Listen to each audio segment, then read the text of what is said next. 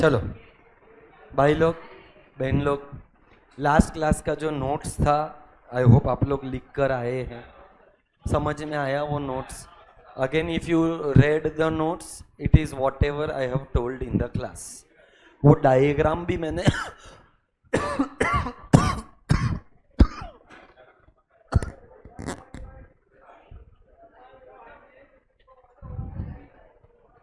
नहीं है पानी। चलो बेटा, कल के क्लास का किसी को, आज रिकॉर्डिंग चालू है, कल के क्लास का किसी को कुछ पूछना है क्या? The most unfortunate part about yesterday's lecture was it did not gate record. I felt मस्त गया था लेक्चर, मतलब एक्सप्लेनेशन वाइज, बट मैं वापस वो लेक्चर भिवंडी में भी लेने वाला है, but it might take some time, क्योंकि भिवंडी में ये लेक्चर होने के लिए मेरे को लगता है एटलीस्ट और 1 से 1.5 हफ्ता जाएगा। So I will send it for sure at that point of time. तब तक हम लोग आगे बढ़ते हैं। लास्ट क्लास में हम लोग ने एक्सटर्नैलिटीज वाला कुछ कॉन्सेप्ट खत्म किया।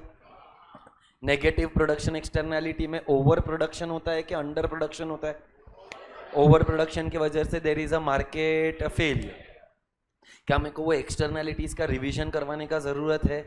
तुम लोगों ने वो एग्जाम्पल्स देखा, सारे एग्जाम्पल सेम ही है, सिर्फ लैंग्वेज थोड़ा सा बेटर है।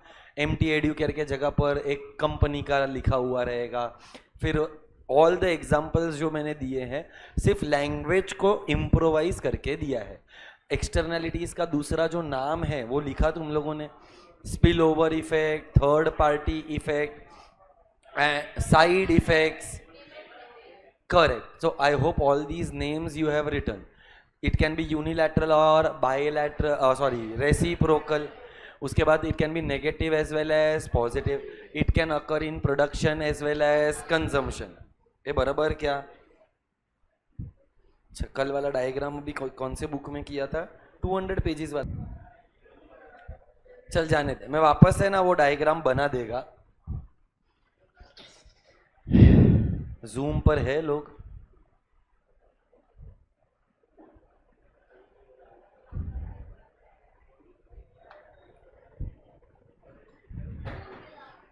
चलो कल एक डायग्राम बनाया था, वो वापस बनाता हूं। Can I say we are talking about negative production externality. अच्छा, नेगेटिव प्रोडक्शन एक्सटर्नैलिटी का मतलब बेनिफिट पर इंपैक्ट आएगा कि कॉस्ट पर इंपैक्ट आएगा? नेगेटिव है तो फायदे वाला बात के नुकसान वाला? तो बेनिफिट नहीं होगा, कॉस्ट होगा। इसका मतलब कहने से जब ये डायग्राम पढ़ रहे, marginal private benefit is equal to marginal social benefit and marginal social cost will be greater than marginal private cost. Do you agree? ऐसा क्यों होएगा? Because marginal social cost is equal to marginal private cost plus external cost. External cost मतलब we are talking about pollution. क्या नहीं से negative production externality में हम pollution का ही बात करते हैं। ये समझा है? श्योर हो? चल आगे अपन ने फिर डायग्राम ड्रॉ करना शुरू किया था। डाउनवर्ड स्लोपिंग कौन सा कर्व है? डिमांड। कहना इसे डिमांड कर्व को अपन ने नाम दे दिया MPB या तो MSB। इक्विलिब्रियम किधर आएगा? जहां पर दोनों का इंटरसेक्शन होगा। पर ये जो इंटरसेक्शन है वो प्राइवेट कॉस्ट और प्राइवेट बेनिफिट का है। भले ही वो सोशल बेनिफिट भी है, पर मैंने सोशल कॉस्ट नहीं लिया है।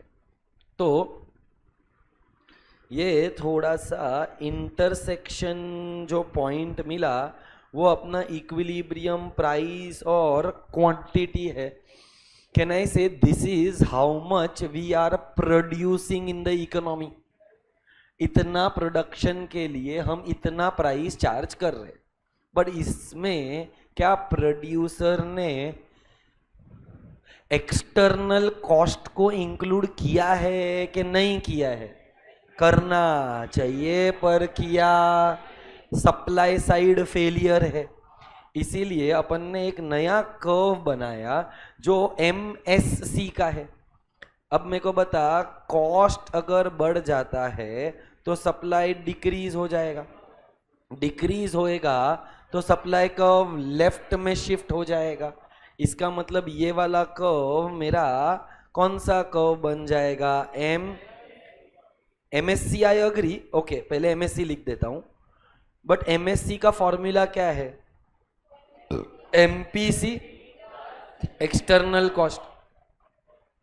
क्या मैंने ऑलरेडी MPC बनाया था?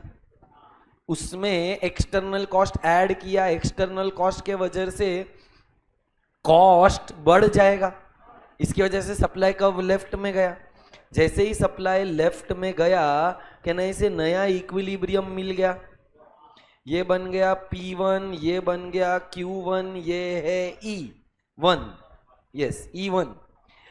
मेरे को बता, हमारा प्रोडक्शन कितना है, हमने कितना प्रोड्यूस किया, प्रोडक्शन कितना किया, आंसर इज Q। पर कितना प्रोडक्शन करना चाहिए था? ए बराबर ना? क्यों Q1? Because now we have internalized the externality. A बराबर। तो देयरफॉर अपने इकोनॉमी के अंदर क्या है? और बेटा ओवर प्रोडक्शन रहेगा तो मार्केट में फेलियर होगा। ये अपन ने कल कंप्लीट और कंक्लूड किया था। अब कहने से इसी का मेरे को पैरेलल एक चीज समझाना है। क्या है पैरेलल चीज? ये जो मैंने तेरे को समझाया वो क्या समझाया था? Market failure. इसका पैरेलल चीज मेरे को क्या समझाने का है कि मार्केट फेलियर को कैसे गवर्नमेंट रेक्टिफाई करेगा।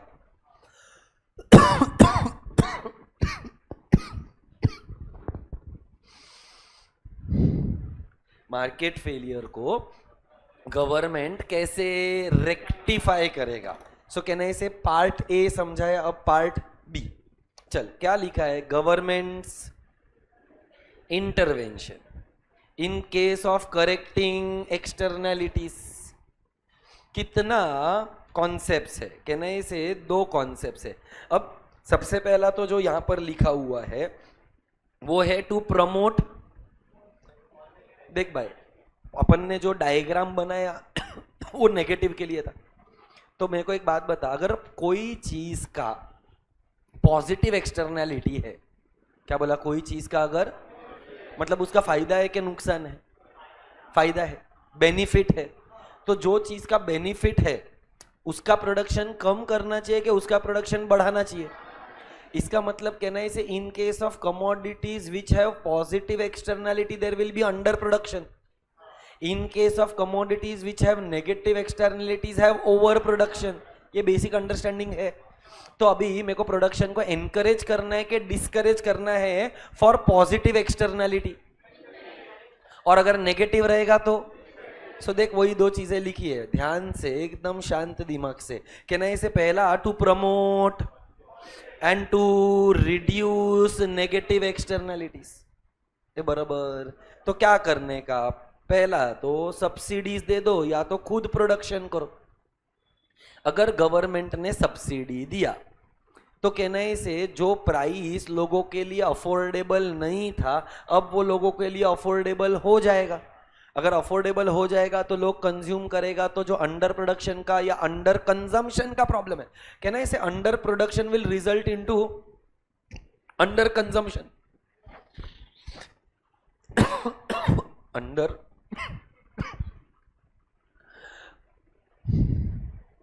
Under production will result into under consumption. Production ही नहीं होगा तो कंजम्पशन नहीं होगा।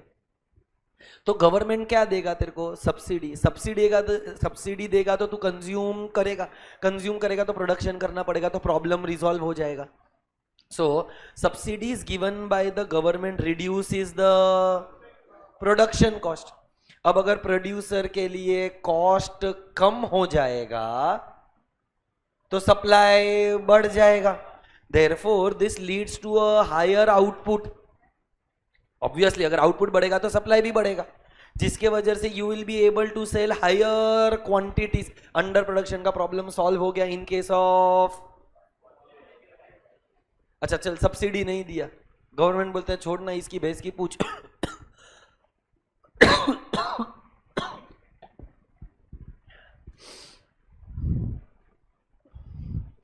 मैं खुद ही प्रोडक्शन करना चालू कर देगा. So government enters the market as an to produce items who have externalities which are widely and wide spread. ये बराबर. फिर क्या बोला, गवर्नमेंट कहां पर करेगा ये सब काम? क्या ना इसे रिसर्च एंड डेवलपमेंट में होएगा, क्योंकि इसका पॉजिटिव एक्सटर्नलिटी है. Afforestation, sewage treatment is one word. Cleaning up of reverse, क्योंकि ये सब प्राइवेट सेक्टर वाला तो काम करेगा ही नहीं. बोल, क्या ये ए वाला पार्ट क्लियर है? स्लो जाएंगे, कम पड़ेगा वो चलेगा, बिकॉज मेरा भी एफिशिएंसी थोड़ा कम है हेल्थ वाइज, कॉन्सेप्ट वाइज नहीं. I hope I am still as effective as I would have been if I was well. So थोड़ा कम पढ़ाएगा वो अलग बात है, बट जितना पढ़ाएगा उतना समझ में आना चाहिए. क्या ये क्लियर? अच्छा, अभी अपने को किसके बारे में बात करना है? बी पार्ट, जो अपन ने मेजरली डिस्कस भी किया था. कौन सा? Externality, negative. नेगेटिव एक्सटर्नलिटीज को एनकरेज करना है कि डिस्करेज करना है? डिस्करेज करने में भी दो पार्ट. पहला पार्ट डायरेक्ट कंट्रोल, दूसरा इनडायरेक्ट. पहला, दूसरा. डायरेक्टली क्या कर सकता है गवर्नमेंट? अगर कोई चीज से नेगेटिव एक्सटर्नलिटी हो रहा है तो प्रोहिबिशन, भाई बंद करो. जैसे कि महाराष्ट्र के अंदर, if I am not wrong, plastic के ऊपर बैन लग गया. लगा था, फॉलो करते नहीं करते वो अलग बात है. सो कैन आई से government will do a total, या तो setting limits for negative externality. Setting limit for negative externality मतलब तुम कितना गंदगी कर सकते हो उसके ऊपर एक लिमिट डाल देगा. आप कितना पॉल्यूशन, देख अभी प्रोडक्शन करेंगे तो पॉल्यूशन होने वाला है, we can not avoid it, but अंधा पॉल्यूशन कर डालने का कि गवर्नमेंट उसके ऊपर एक रेस्ट्रिक्शन डाल देगा. सो दो तरीके. कौन सा? एक डायरेक्ट और एक डायरेक्ट के अंदर.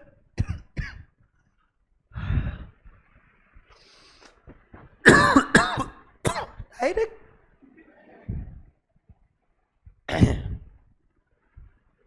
डायरेक्ट के अंदर टोटल प्रोहिबिशन या तो सेटिंग अप ऑफ लिमिट्स, कि आप कितना पॉल्यूट कर सकते हो, पॉल्यूशन के ऊपर एक लिमिट डाल देना. अब इनडायरेक्ट का मतलब क्या? तो इनडायरेक्ट के अंदर दो बहुत ही इंपॉर्टेंट पॉइंट्स है. That is by the name of tax and दूसरा is by the name of permit. जो अपना कल टैक्स के बारे में बात हुआ था, अब ये टैक्स कैसे होगा? कहना इसे अपन ने ये डायग्राम बनाया था. अच्छा मेरे को बता, सोशियली ऑप्टिमम, मैंने क्या वर्ड यूज किया?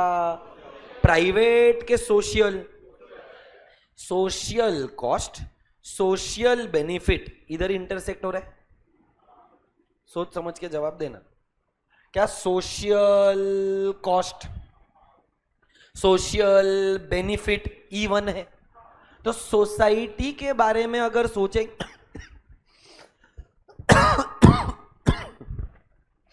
सोसाइटी के बारे में अगर सोचेंगे तो E1, P1, Q1 होना चाहिए. तो अब जितने से कॉस्ट बढ़ रहा है, जितने का पोल्यूशन क्रिएट किया, गवर्नमेंट उस पर क्या कर डालेगा?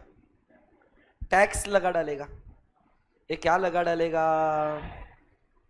ये जो टैक्स रहेगा will be equal to what amount?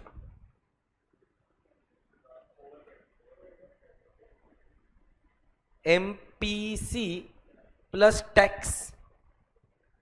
क्या लिखा? एमपीसी प्लस, अभी टैक्स लगा, कितना टैक्स लगेगा? जितने का पोल्यूशन, मतलब कहना से जितने का एक्सटर्नल कॉस्ट है उतना टैक्स लगा डालो. पर मेरे को एक बात बता, क्या टैक्स से अपना ओरिजिनल जो प्रॉब्लम है वो सॉल्व होएगा? देख दूसरा बात, तू एक चीज थोड़ा सोचेगा ना, चल मान लो टैक्स कर लो, पर टैक्स करने के बाद प्रोड्यूसर क्या करेगा, उसका जो बर्डन है वो किस पर शिफ्ट कर देगा, कंज्यूमर पर। हाँ, उसमें एक ही कंडीशन है कि वो कमोडिटी का डिमांड इनइलास्टिक होना चाहिए। तो सपोज कर, अगर कोई कमोडिटी है जिसका डिमांड इनइलास्टिक है, मतलब चाहे प्राइस कुछ भी हो कंज्यूमर तो खरीदेगा ही, तो प्रोड्यूसर क्या करेगा, जो टैक्स का अमाउंट है वो कंज्यूमर के ऊपर शिफ्ट कर देगा। तो इससे कुछ उखाड़ा क्या? नहीं। अच्छा, दूसरा, सपोज अगर अपन ने ऐसा टैक्स करना शुरू किया तो प्रोड्यूसर्स एनकरेज हो जाएगा कि डिस्करेज? डिस्करेज होएगा। और इस हद तक अगर डिस्करेज हो गया तो क्या वो इंडिया में प्रोडक्शन करेगा? वो बोलेगा छोड़, इतना दिमाग का शॉट लगाता है गवर्नमेंट में, इंडिया में काम ही नहीं करेगा। इसका मतलब वो इंडिया से निकल जाएगा। अच्छा, अगर इंडिया से निकल जाएगा तो इन्वेस्टमेंट्स कम हो जाएगा, इन्वेस्टमेंट कम हो जाएगा तो एम्प्लॉयमेंट कम हो जाएगा, अगर एम्प्लॉयमेंट कम हो जाएगा तो इकोनॉमी के अंदर एक नया प्रॉब्लम हो जाएगा। ये समझता है क्या? तो देख क्या लिखा इनडायरेक्ट के अंदर, देख पहला तो ये कौन सा कंट्रोल था, डायरेक्ट कंट्रोल के अंदर अपन ने क्या बोला, सबसे पहला there is total prohibition and there is setting up of limits. अच्छा, व्हाट इज टोटल प्रोहिबिशन? वो कमोडिटी को कंप्लीटली बैन कर दो, सेल करना अलाउड नहीं। अच्छा, ये वाला एग्जांपल इधर सेट नहीं होता है पर समझने के लिए कर सकते हो। Smoking is band in, but बेटा अपना तो प्रोडक्शन का बात चल रहा था, ये कंजम्पशन है। स्मोकिंग का बैन होना नेगेटिव प्रोडक्शन एक्सटर्नैलिटी है कि नेगेटिव कंजम्पशन है? सो मेरे को लगता है भले ये पॉइंट को पढ़ना है पढ़ लो, बट ये प्रोडक्शन के लिए एप्लीकेबल। हाँ, प्रोडक्शन बंद कर दो, complete ban on sale of plastic, complete ban on production of plastic, complete ban on sale of tobacco, complete ban on sale of cigarettes और production of cigarettes, ये सब इधर आएगा। ये है क्या तुम लोग मेरे साथ? अच्छा, what is the negative externality? पहला क्या आया, रेगुलेशन। दूसरा क्या आया, requirement to install pollution control mechanism in factories. मतलब अगर कोई फैक्ट्री के अंदर पोल्यूशन क्रिएट हो रहा है तो तुम ऐसा कुछ सिस्टम्स डालो, ऐसा कुछ मशीन्स डालो, ऐसा कुछ तो करो जिससे पोल्यूशन का एमिशन बढ़ जाए कि कम हो जाए। चार्जिंग पर यूनिट ऑफ, कि भाई तूने अगर 100 यूनिट्स ऑफ पोल्यूशन किया तो हम तेरे को एक फी चार्ज करेगा। दूसरा क्या हो सकता है, there can be criminal liabilities for exceeding the permissible limits of emission. मैंने तेरे को परमिशन दिया कि भाई तू 200 यूनिट्स ऑफ पोल्यूशन क्रिएट कर सकता है, पर तू बोलता है गवर्नमेंट से मेरे को डर नहीं लगता। बाजीराव सिंघम में तेल लेने को गया, मैं तो करेगा पोल्यूशन, फिर गव्हर्नमेंट का अगर सटक गया तो गव्हर्नमेंट बोलेगा आता माझी सटकली तर तुला काय करणार, गव्हर्नमेंट पेनल्टी टाकणार। पेनल्टी टाकणार म्हणजे काय, या तो तेरे को बोलेगा मॉनेटरी पेनल्टी भर, और अगर तूने कुछ ज्यादा ही हद पार कर दिया तो क्रिमिनल पेनल्टी भी लग सकता है। सो ये वाला कहना इसे कौन सा कॉन्सेप्ट था, एक डायरेक्ट था तो एक इनडायरेक्ट। इनडायरेक्ट मतलब कहना इसे मार्केट बेस्ड। मार्केट बेस्ड में दो कॉन्सेप्ट था, एक टैक्स और एक परमिट्स। याद है? देख मैं देखो है ना सीक्वेंस समझाता है। ये एक्सटर्नैलिटी है, एक्सटर्नैलिटी में दो था, एक पॉजिटिव और एक नेगेटिव। पॉजिटिव को एनकरेज करना है, नेगेटिव को डिस्करेज करना है। नेगेटिव को डिस्करेज करने के लिए दो तरीके हैं, एक डायरेक्ट और एक इनडायरेक्ट। डायरेक्ट के अंदर दो तरीके हैं, ये समझ रहे हैं क्या? ये एक सर्कल के अंदर, दूसरे सर्कल के अंदर, तीसरा सर्कल के अंदर, फिर चौथा आएगा। एक सेट सबसेट जो भी होता है वो होता जा रहा है। ये क्लियर है? डायरेक्ट के अंदर कितना कॉन्सेप्ट है? दो। कौन सा दो? एक टोटल प्रोहिबिशन और दूसरा सेटिंग अप ऑफ लिमिट्स। अब अपने को किसका बात करने का है, डायरेक्ट के इनडायरेक्ट? इनडायरेक्ट के अंदर किसका बात करेंगे, मार्केट बेस्ड। मार्केट बेस्ड में भी कितना कॉन्सेप्ट है? दो। एक का नाम टैक्स, जिसको ये लोग ने नाम दे दिया पिगुवियन टैक्स। पिगू ने ये कॉन्सेप्ट दिया, इसके लिए पिगुवियन टैक्स। और दूसरे का नाम क्या है, जिसको अपने को पढ़ने का है एज कैप एंड ट्रेड। मस्त। क्या ये क्लियर है? ये डायग्राम क्लियर है श्रेया? पक्का सबको डन? अच्छा गावत तो कुछ और ही खुल गया जाने दे, कर देता हूं इधर। मेरे को कुछ तो बोलना था। Cap and trade, cap and trade is a better alternative than pollution tax. Why? Suppose कर there are 5 companies, अब्बा डब्बा जब्बा इल्लप्पो, ABCDE, सब लोगों ने कितना यूनिट्स का पोल्यूशन किया? तो let us take a simple example, 10 units, मतलब कलेक्टिवली दुख रहा है, collectively how many units? 50 units. Government ने तुमको एक कैप लगा डाला और गवर्नमेंट ने आपको सेल किया परमिट। आई रिपीट, गवर्नमेंट ने क्या लगा डाला? और बोला कि हम आपको देंगे एक परमिट, फुकट में देगा। क्या लगाया? कैप। और क्या सेल किया? गवर्नमेंट बोलता है कि भाई तुम 7 यूनिट्स का पोल्यूशन स्प्रेड कर सकता है। मतलब कहना से गवर्नमेंट ने डायरेक्टली 15 यूनिट्स का पोल्यूशन कम कर दिया, तो टारगेट अचीव हुआ, नंबर 1। अच्छा, यहां पर गवर्नमेंट रुका नहीं। गवर्नमेंट क्या बोलता है? एक कॉन्सेप्ट बोला था, कैप एंड। अब तू मेरे को एक बात बता, अगर मैं एक फर्म है, मैं 10 यूनिट्स का पोल्यूशन करके 500 यूनिट प्रोड्यूस करता था, अब मुझे अगर 7 ही यूनिट करना है तो मेरा प्रोडक्शन कम हो जाएगा। तो अब मैं करूं क्या? प्रोडक्शन कम करेगा तो नुकसान हो जाएगा। मैं तो प्रोड्यूसर ना, प्रोड्यूसर का तो मेन टारगेट क्या है कि प्रोडक्शन तो होना चाहिए।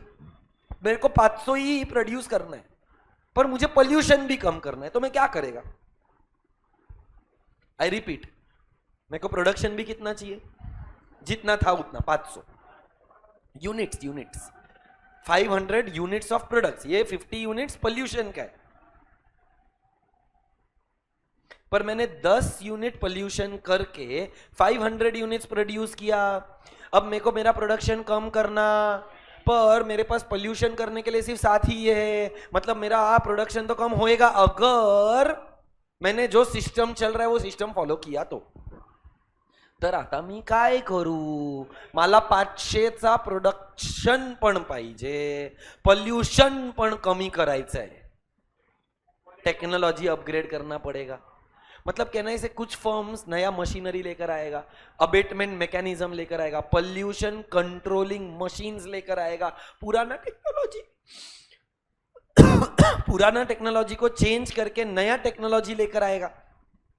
कुछ फर्म्स ने ये किया जिसके वजह से पोल्यूशन कितने का क्रिएट किया? 4 का। परमिट कितने का है? पर अब मैंने चेंज लाने के वजह से 4 ही यूनिट का किया। ये बोलता है मैंने 3 का ही किया, ये थोड़ा नफट निकला, ये 7 पर ही चला। चल, ये दोनों तो और गए गुजरे निकले। ये लोगों ने कितना किया? तो फॉर एग्जाम्पल 10 और 9 का किया। मतलब अब तू सोच, 2 लोग सिक्योर्ड कौन है? ए और बी। कौन थोड़ा अनसिक्योर्ड है? डी और ई। चल, सी वाले ने तो 7 का 7 ही किया तो अपने को टेंशन नहीं है, ऐसे अज्यूम किया मैंने, कुछ भी करे ये जरूरी नहीं है। बट अब कहना इसे गवर्नमेंट ने पैट किया, पैट वो बोलने के लिए पीएटी, प्रॉफिट आफ्टर टैक्स नहीं होता है, नहीं होता है, नहीं होता है। पैट का मतलब perform, achieve and trade. Who performed and who achieved the targets, so they have the rights to trade the excess permits that they have. Do they have 3 excess permits? क्या इसके पास 4 excess है? अब ये लोग क्या कर सकता है? किसी और को बेच सकता है। सो दे विल ट्रेड, इसीलिए बोला पैट। पैट का मतलब परफॉर्म, अचीव। और मजे वाला बात सुन, अब जब ये ट्रेड करेगा, कहने से ये अपना 3 यूनिट्स इसको दे देगा, ये अपना 4 में से 2 यूनिट्स इसको दे देगा। जब ये ट्रेड करेंगे तो डी और ई कंपनी को ए और बी कंपनी को पैसा देना पड़ेगा, तो ए और बी का कॉस्ट कम हो जाएगा, डी और ई का कॉस्ट, तो इवेंचुअली मार्केट में से डी और ई निकल जाएगा। ए और बी अपना जो टारगेट अचीव करना है वो कर पाएगा। इवेंचुअली अपन ने सोसाइटी के लिए कुछ अच्छा काम किया। हाँ, श्योर है, पक्की वाली बात है, सबको ये समझ में आया है। कितना मस्त स्कीम निकाला। गवर्नमेंट बोलता है there is a concept called as cap and trade के अंदर there is a concept called as PAT का मतलब परफॉर्म, अचीव, ट्रेड। देख यही सारी चीजें इधर भी है। क्या दिया? Marketable licence. ये marketable licence are called as, जो आपको एक अथॉरिटी देगा टू क्रिएट पोल्यूशन, जिसके लिए you need to pay a specific price to the regulatory agency for creating pollution. मैं कितना पोल्यूशन क्रिएट कर रहा था, मैं कितना पोल्यूशन क्रिएट अब करूंगा, तो मेरे को क्यों 7? क्योंकि परमिट ही 7 का मिला है। Each firm has permits specifying the number of units, which specifies आप कितना emission कर सकते हो, कितना आपको allowed है। ये बराबर।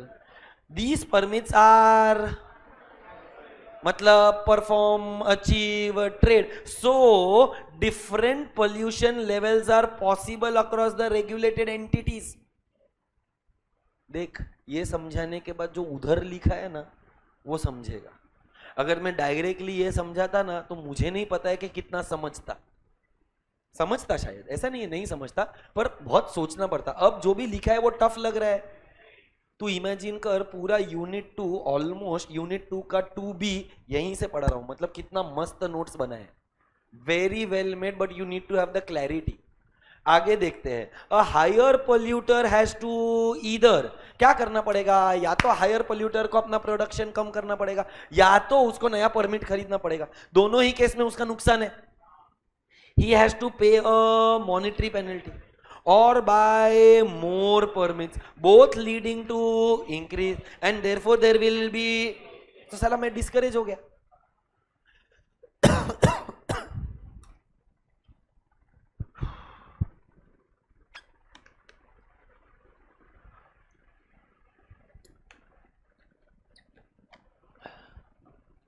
अ लो पोल्यूटर के लिए 2 फायदा। क्या फायदा? अवॉइड एंड सेल देयर, जिसके वजह से they will earn, which will make their firm.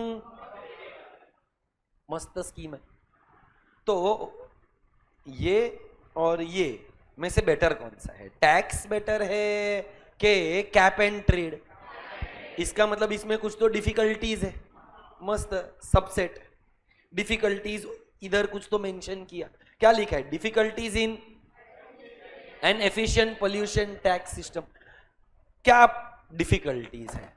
सबसे पहला, it is difficult to discover the right level of tax.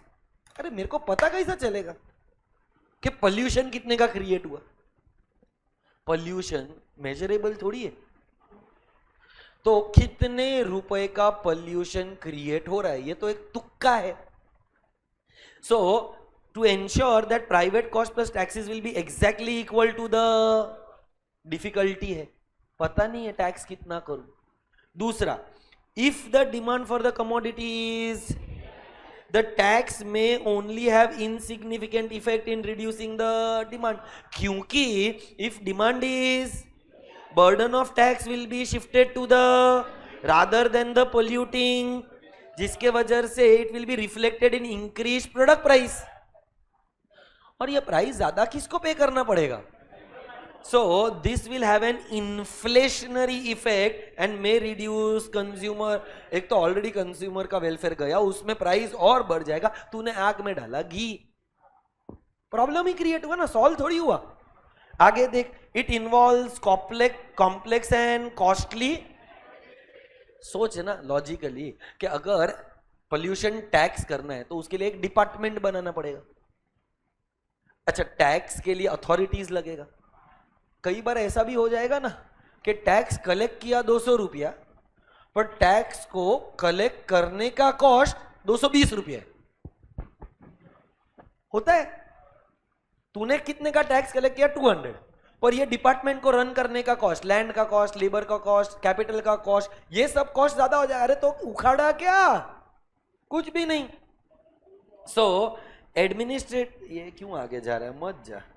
दी क्या था, it involves which procedure and, क्योंकि ऑफिसर लोग लगेगा, कंप्यूटर्स लगेगा, सिस्टम्स लगेगा, जमीन लगेगा, डिपार्टमेंट लगेगा for monitoring the polluters. This method does not provide a genuine solution to the problem. It is only establishing an incentive system to use methods which are less polluting. High pollution taxes in one country may encourage the producer to shift their production facility to those countries with lower taxes. अगर इधर इतना सारा tax है तो मैं बोलेगा हटा सावन की घटा, इंटुकले पिंटुकले खा, पूजा बत्ती पूजा, घर पे जाके सो जा. मैं इस देश में रहूं क्यों? उससे अच्छा चाइना में जाता हूं, वियतनाम में जाता हूं, बांग्लादेश में जाता हूं, जहां पर वो लोग इतना मेरा सर खाता. अच्छा, अगर ऐसा हो गया तो पोल्यूशन का प्रॉब्लम सॉल्व हो गया. मैं मानता है प्रोडक्शन ही नहीं होएगा, ना बजेगा बास, ना रहेगी बांसुरी या वॉटेवर, ना रहेगा बांसुरी, ना बजेगा बा, क्या होता है, जो भी होता है तू समझी, मैं भी समझा, भावनाओं को समझो आज. सो अब चल, ये लोग छोड़कर चले गए.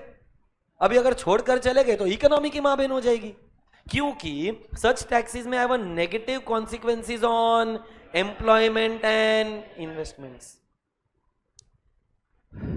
Are we clear? Are you sure? 110% clarity के साथ आगे बढ़ सकते हैं. फिर बेटा ये मेरिट्स और डीमेरिट्स कुछ भी नहीं है, you can mark it as read once.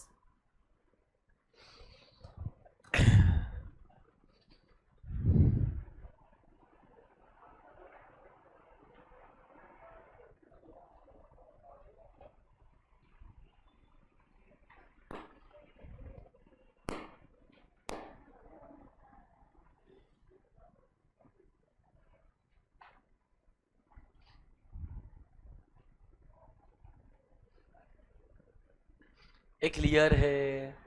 तो अपना मार्केट फेलियर का टोटल कितना रीजंस था? 2. गलत. 4. पढ़ाया कितना है? 2. अच्छा, पहला कहने से मैं सिर्फ मार्केट फेलियर पढ़ा रहा है कि गवर्नमेंट इंटरवेंशन भी पढ़ा रहा है? पहला कौन सा था? Market power. दूसरा कौन सा है?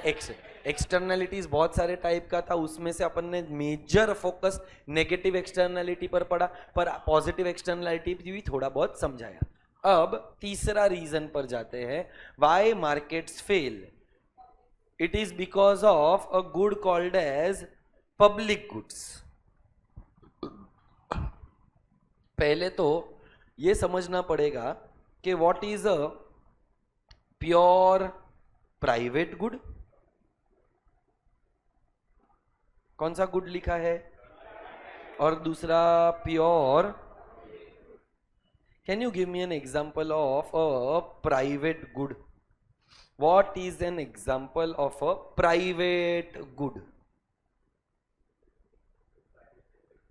जो प्राइवेट सेक्टर क्या करता है? बेचता है. So can you give me an example of a commodity which can be called as a private good? Laptop. मेरा नोट्स में देखा ना तू, ये साले वो जो स्क्रीनशॉट आया है ना, उसमें मुझे शायद ऐसा लग रहा है कि नहीं. बेटा है ना लैपटॉप, लगा ही मेरे को. ये साला लैपटॉप ही क्यों बोला और क्यों कुछ नहीं बोला? चल साले ऊपर से तेरे, अबे जा. लगाओ लगाओ चूना लगाओ. सो प्योर प्राइवेट गुड्स के अंदर लैपटॉप आएगा, कार आएगा, जॉली जिम खाना का मेंबरशिप भी आ सकता है. मस्त. तो पब्लिक पार्क क्या प्राइवेट गुड है? तो कौन सा गुड है? पब्लिक. तो आता हूं ना पहले, laptop, car, mobile phone, all these can be termed as the example of private goods. Can you give me example of public goods? जो पब्लिक सेक्टर बेचता है, रेलवे, पर वो तो सेल होता है, उसके लिए प्राइस होता है. मेरे को ऐसा बात करना है, मैंने सिर्फ पब्लिक गुड लिखा है कि pure public goods are for free. So can I say garden मतलब पब्लिक पार्क्स. ओहो क्या बात है, परफेक्ट है. स्ट्रीट लाइट, अरे वो इनडायरेक्टली भरा ना, मतलब क्या ऐसा थोड़ी जाकर बोल सकते हैं कि मैंने, अच्छा हर कोई प्रॉपर्टी टैक्स भरता है. तो ये तो तू बहुत डिटेल में चला गया ना. So street lights can be an example. अब जब भी हम लोग प्राइवेट गुड का बात करते हैं, क्या ना इसे प्राइवेट गुड का ओनरशिप होता है कि नहीं होता है? अगर मैं बात करूं about pure private goods, ownership होगा. जबकि पब्लिक गुड्स में ओनरशिप, तू ऐसा थोड़ी बोल सकता है कि मैंने टैक्स भरा है तो ये स्ट्रीट लाइट मेरे बाप का, बट ये मोबाइल फोन मेरा. I hope you are able to understand. So can I say private goods के अंदर there is a concept called as ownership. Which goods you have to pay a price for? Private goods के लिए price भरना पड़ेगा, public goods के लिए price भरने का जरूरत. कहना इसे प्राइस भरना पड़ेगा का मतलब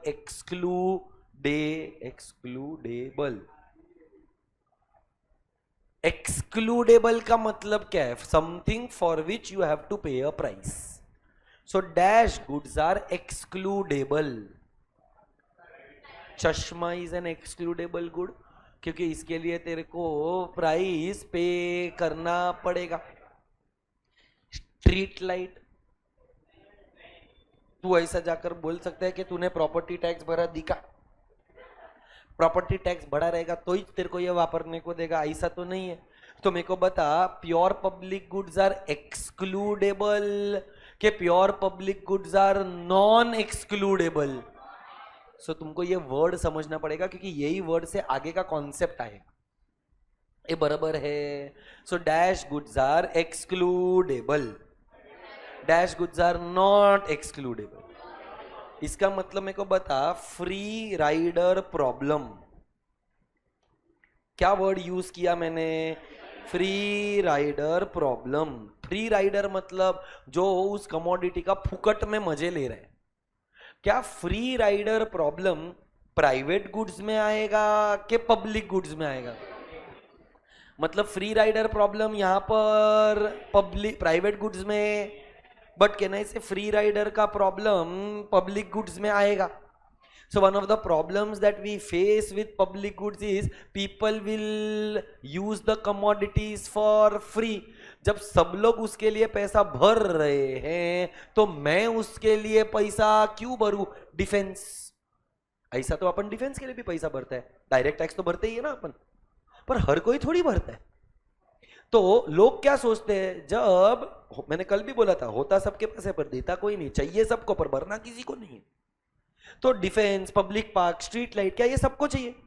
पर क्या हर कोई इसके लिए भरने के लिए रेडी है? नहीं. मतलब देयर आर सर्टेन पीपल जिसको फुकट में चाहिए. फुकट में चाहिए मतलब there is a problem called as free rider, and there is a concept called as राइवलरियस.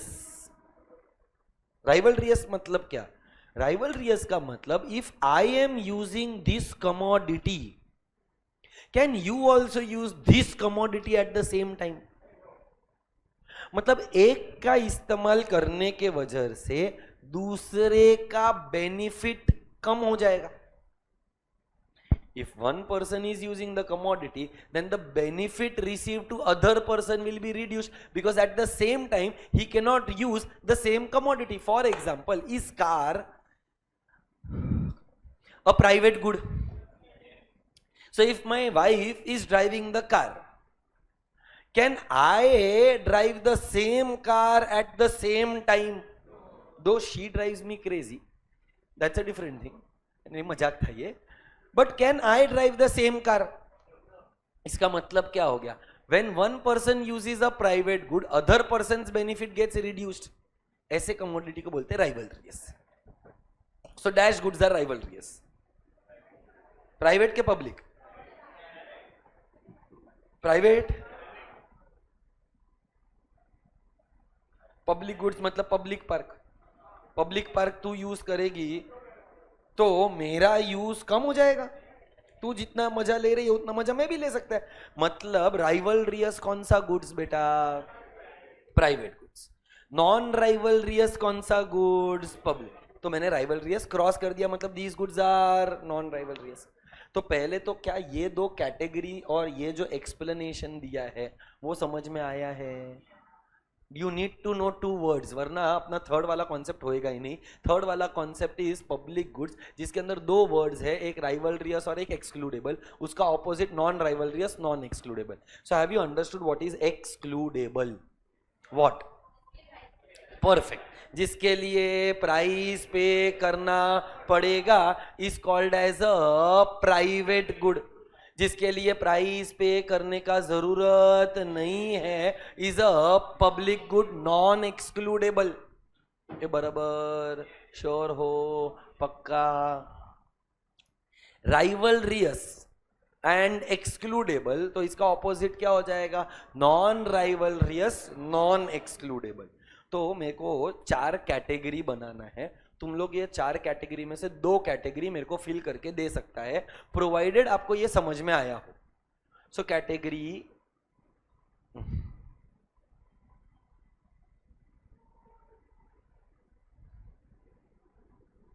Excludable,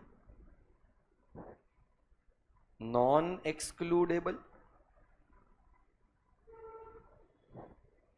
rivalrous, non rivalrous. मैंने कितना कैटेगरी बनाया? 4.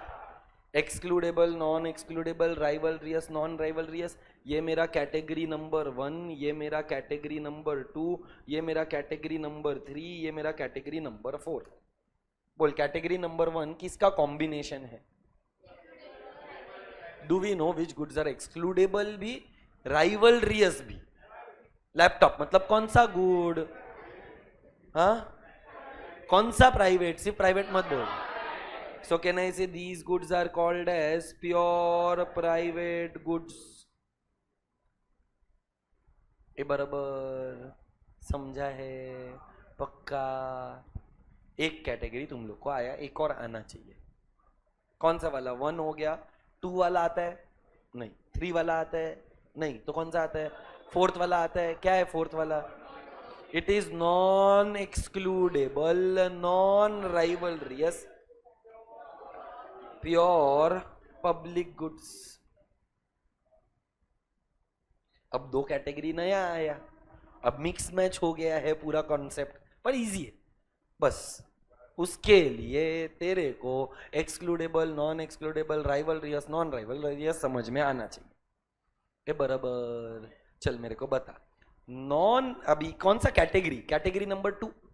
कैटेगरी नंबर 2 में क्या लिखा है? गुड्स राइवलरियस है बट एक्सक्लूडेबल नहीं है. नॉन एक्सक्लूडेबल है मतलब मिलता फुकट में, पर मेरे यूज करने के वजह से नॉन एक्सक्लूडेबल. मतलब फ्री ना बेटा? तू श्योर है ना? मतलब स्लो जाऊं थोड़ा? प्रियांशी, अय्यप्पन, क्लियर है? कैन आई से राइवलरियस है बट नॉन एक्सक्लूडेबल है, तो ये प्योर गुड्स नहीं है. इन गुड्स का नाम आता है इम्प्योर. क्या नाम आता है? नाम में इम्प्योर पब्लिक गुड्स. दोनों इम्प्योर है नहीं. ये भी इम्प्योर पब्लिक गुड्स ही है बट कैटेगरी अलग है, वो कैटेगरी में बताएगा. तो पहले ना let's focus only on the second one which is impure public goods. इस इम्प्योर पब्लिक गुड्स का फीचर्स या क्वालिटीज क्या है? They are rivalrous but they are nature में available for free. But if I utilize it, the benefit to others will get reduced. सोच सकते हैं क्या ऐसा कोई कमोडिटी जो नेचर में फ्री में अवेलेबल है, पर जैसे ही मैं उसका इस्तेमाल करेगा तो उसका जो बेनिफिट है वो दूसरों को नहीं मिलेगा.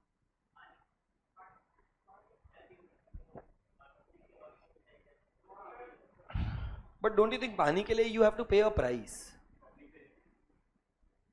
Public telephone,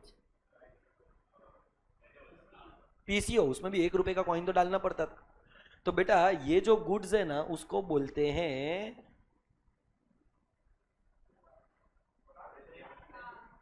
literally car.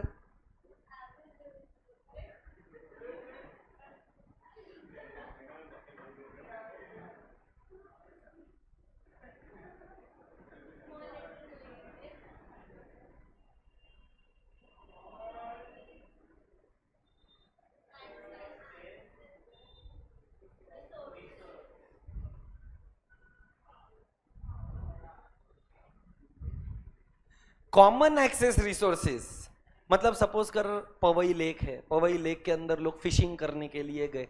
वो तालाब में 5,000 मछलियां है, उस 5,000 मछलियों में से मैंने 500 मछली उठा लिया. उसके बाद तू फिशिंग करने के लिए गया तो तेरे लिए 500 कम. सो पहला बात, did I have to pay for a price for fishing in Powai lake? Non excludable.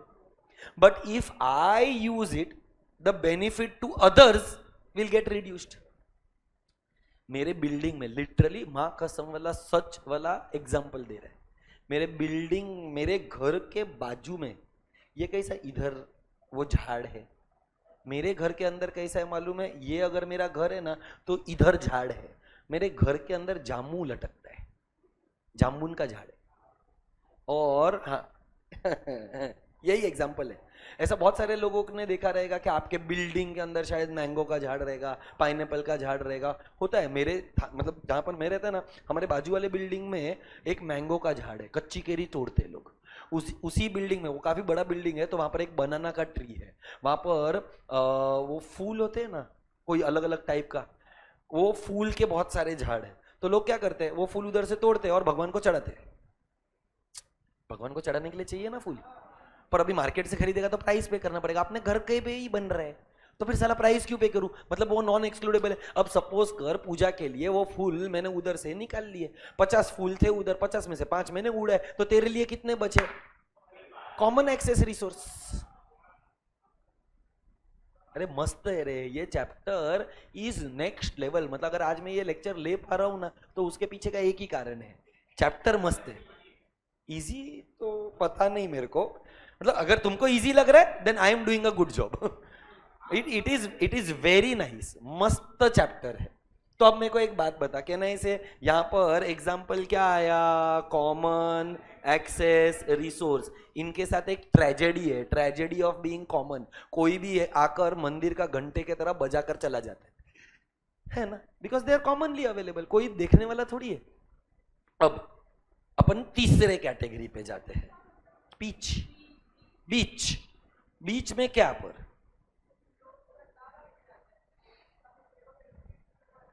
हाँ you can say that, but वो कोई गुड नहीं है ना. एक्सपीरियंस के पॉइंट ऑफ व्यू से तो बोल रही है, आई कैन अग्री. बट मेरे को क्या देखो एग्जांपल देने का है कि कमोडिटी क्या, तो तू बोलने के लिए बोल सकती है कि लोग अगर खराब करके गए तो सबके लिए नॉन एक्सक्लूडेबल है, मतलब किसी को भी प्राइस नहीं पे करना है. बट राइवलरियस है क्योंकि जो बीच का मजा है वो दूसरों के लिए कम हो जाता है. Can be, but it is not a commodity. मैंने देख फूल का एग्जांपल लिया, जांबू का एग्जांपल लिया, मैंगो का एग्जांपल लिया, नेचुरल रिसोर्सेज का एग्जांपल लिया, मछली का एग्जांपल लिया. ये सब क्या है? गुड्स. तो तू बोलने के लिए बोल सकती है, आई डोंट हैव अ प्रॉब्लम. वैसे भी अपना फोकस इस पर नहीं है. आगे बढ़ू क्या? चल नेक्स्ट वाला कौन सा है? वापस है इम्प्योर. पर इम्प्योर का अब फीचर्स बदल गए. They are non rivalrous but excludable. They are but मतलब पैसा पड़ना पड़ेगा. पर तूने अगर पैसा भरा तो दूसरे ने भी भरा रहेगा और सबको बेनिफिट सेम मिल रहा है। बता एग्जांपल, पब्लिक ट्रांसपोर्ट, इलेक्ट्रिसिटी, अरे ये क्लासरूम, क्या जिसने भी इस क्लास के लिए फीस भरा है सबको सेम बेनिफिट ही मिल रहा है ना? ऐसा मैं हर्ष को अलग पढ़ा रहा है, मैं दिया को सॉरी दीदी आस्था को अलग पढ़ा रहा है, कि सबके लिए बेनिफिट इज द सेम। मतलब दे आर नॉन राइवलरियस। ऐसे गुड्स को हम बोलते हैं club goods. Theatres, pubs, classrooms, time zone, वो खेलने वाला जो है वो प्राइस पे करना पड़ेगा, बट दे आर नॉन राइवलरियस। क्योंकि अगर कोई और यूज कर रहा है तो इसका मतलब ये थोड़ी है कि तेरे को यूज करने को नहीं मिलेगा, उसका चांस खत्म होने के बाद तू खेल।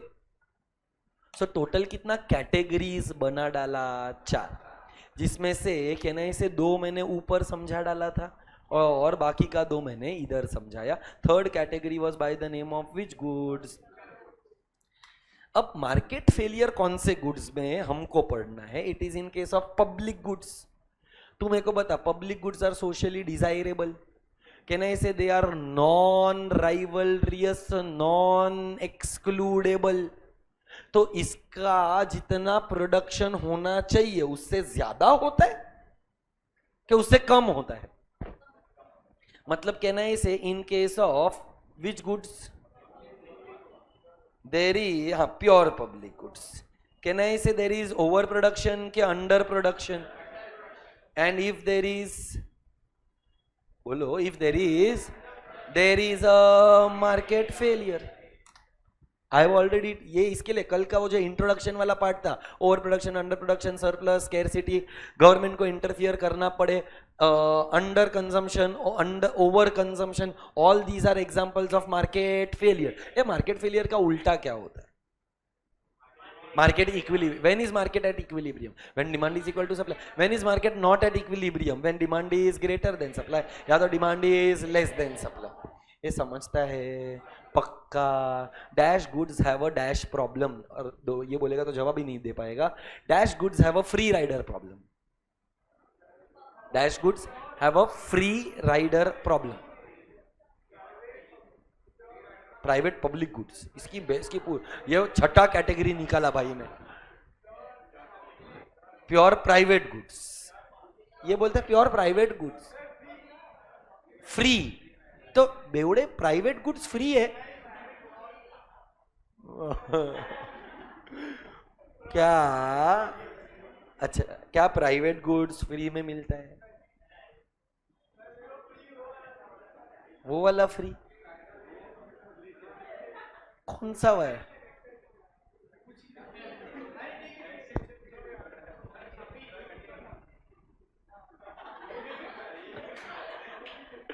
कहना क्या चाहते हो? पक्का ऐसा? ओके। एक और गुड्स होता है जिसको हम लोग बोलते हैं ग्लोबल पब्लिक गुड्स। अपने सिलेबस में डिटेल में नहीं है, पर मेरे को इच्छा है तुमको बताने का, show off. Global public goods मतलब कहना इसे पूरे ग्लोब के लिए बेनिफिशियल है। ऐसा कौन सा गुड्स जो पूरे वर्ल्ड के लिए बेनिफिशियल है? ओके, पानी, इसके अलावा कुछ और बोलना। हवा। बट बेटा कहना इसे कि वैक्सीन्स ग्लोबल पब्लिक गुड है ना? है ओके, बट कहना इसे वैक्सीन पूरे वर्ल्ड के लिए यूजफुल है। एजुकेशन, नया technology, sorry, research and development, absolutely correct. All these are global public goods जो पूरे वर्ल्ड के बेनिफिट के लिए इंपॉर्टेंट है। A are we clear? अच्छा, अभी एक और कॉन्सेप्ट है which is by the name of merit goods. ये कौन सा गुड्स? मेरिट का मतलब सोशली एक्सेप्टेबल, सोशली डिजायरेबल। मतलब कहना इसे मेरिट गुड्स क्या है मालूम है?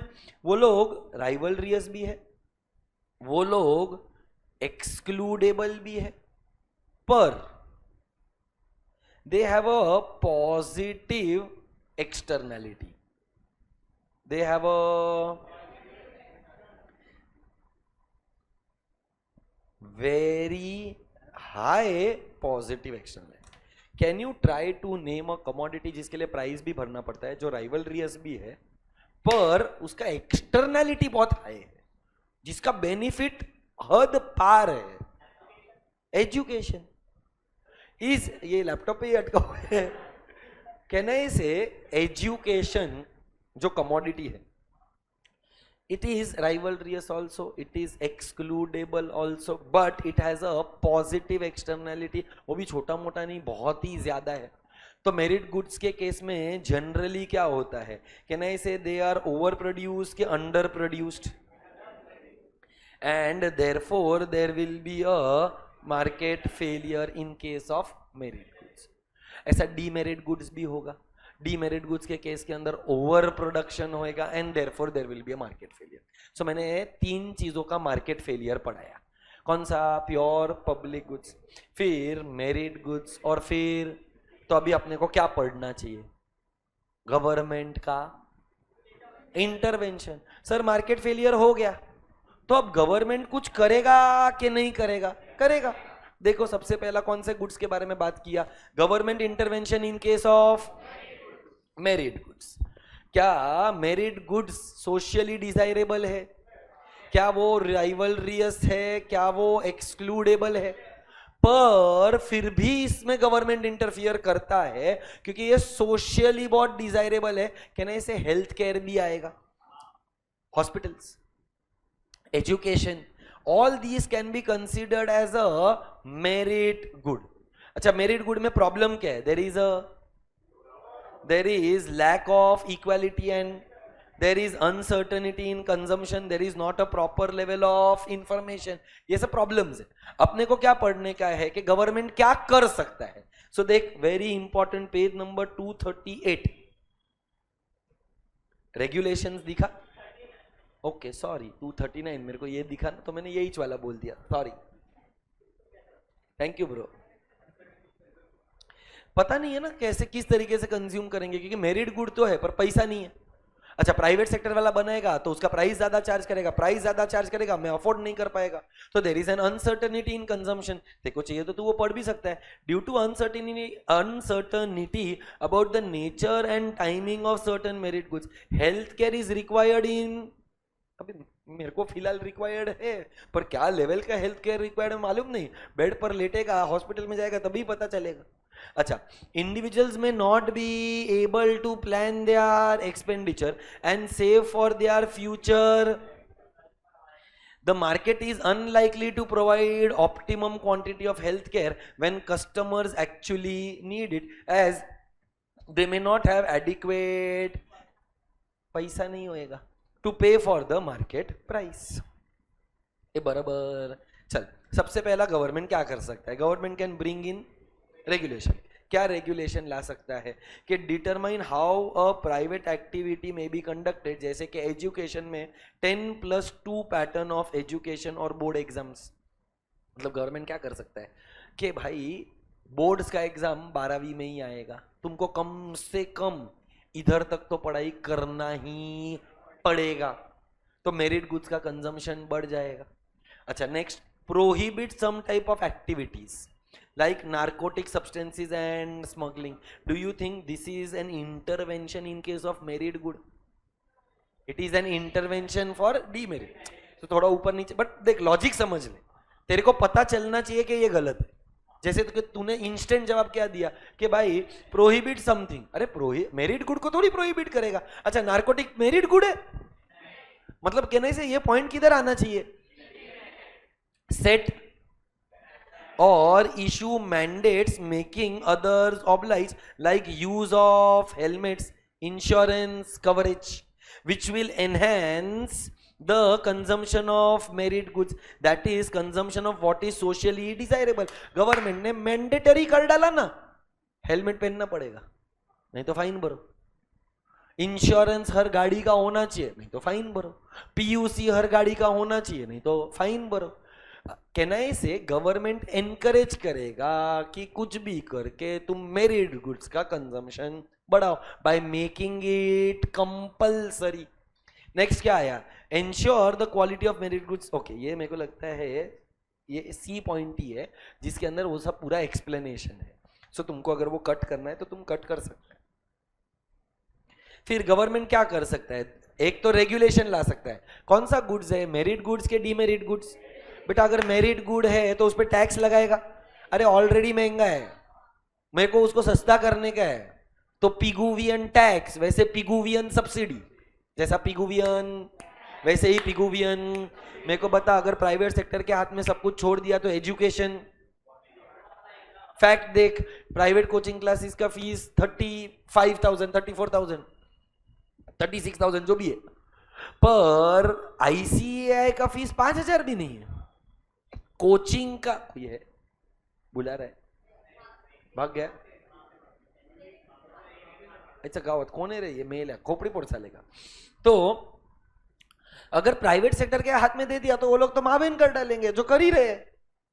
पर अगर 39,000 या 36,000 का फीस है तो गवर्नमेंट को क्या करना चाहिए? चल एजुकेशन देना है ना, मैं तेरे को सब्सिडी देता है, तू जाके पढ़. तेरे के लिए कितना पॉसिबल है? तू 10,000 भर, बाकी का ऊपर का 25,000 कौन भरेगा? मैं भरेगा. ये बराबर है, श्योर है. So government should give in case of, it should provide it for, or at a, to enhance their. I don't agree with this. 100% कभी भी नहीं देना चाहिए. देती है गवर्नमेंट, पर मेरा मानना है कि नहीं देना चाहिए क्योंकि लोगों को वैल्यू नहीं रहेगा. यस सर, आ सकता है, पर मेडिक्लेम पर सब्सिडी मिलेगा तो ना. So mediclaim is an example of a merit good. Insurance ही है ना बेटा, देख इंश्योरेंस लिखा था ना. फिर डायरेक्ट, अगर महंगा है तो गवर्नमेंट खुद प्रोड्यूस करना चालू करेगा. जैसे कि private schools, JBCN, Rainbow International, Garodia International, बेटा ये सब में जाएगा ना, घर बिक जाएगा. NMI. पर अगर गवर्नमेंट ये बोलता है कि मेरे को मेरिट गुड्स का कंजम्पशन बढ़ाना है तो गवर्नमेंट खुद ही प्रोडक्शन में उतर जाएगा. There are public schools, government colleges, government hospitals, KEM, Sion के अंदर है, सायन हॉस्पिटल भी है. सो सायन हॉस्पिटल है, KEM हॉस्पिटल है, ये सब गवर्नमेंट ने खुद प्रोडक्शन करना शुरू कर दिया. एक तरफ JJ है, एक तरफ लीलावती है, एक तरफ ब्रिज कैंडी है. बेटा उधर जाएगा तेरे को 5 स्टार ट्रीटमेंट मिलेगा, पैसा भी देना पड़ेगा. तो कहना इसे गवर्नमेंट क्या कर सकता है? Direct provision. और तीसरा क्या? सप्लीमेंटिंग. मतलब government can increase the consumption of merit goods by purchasing in them from and sell it to people at a lower price. ठीक है, गवर्नमेंट खुद प्रोडक्शन भी नहीं कर रहा है, गवर्नमेंट को सब्सिडी भी नहीं देने का. गवर्नमेंट क्या करेगा? एक काम कर, तेरा गुड़ कितने का? 100 रुपए का. अच्छा ला मेरे को दे. फिर वो दे कितने में दे देगा? 50 रुपए में. By supplying them at free. जान दो, इसको चौकड़ी मारो. और एट टू द, जो राशन की दुकान में गवर्नमेंट करता है, राशन का दुकान गवर्नमेंट फार्मर से हायर प्राइस पे खरीदता है और कस्टमर को, कंज्यूमर को लोअर प्राइस पर देता है. सो सप्लीमेंटिंग मार्केट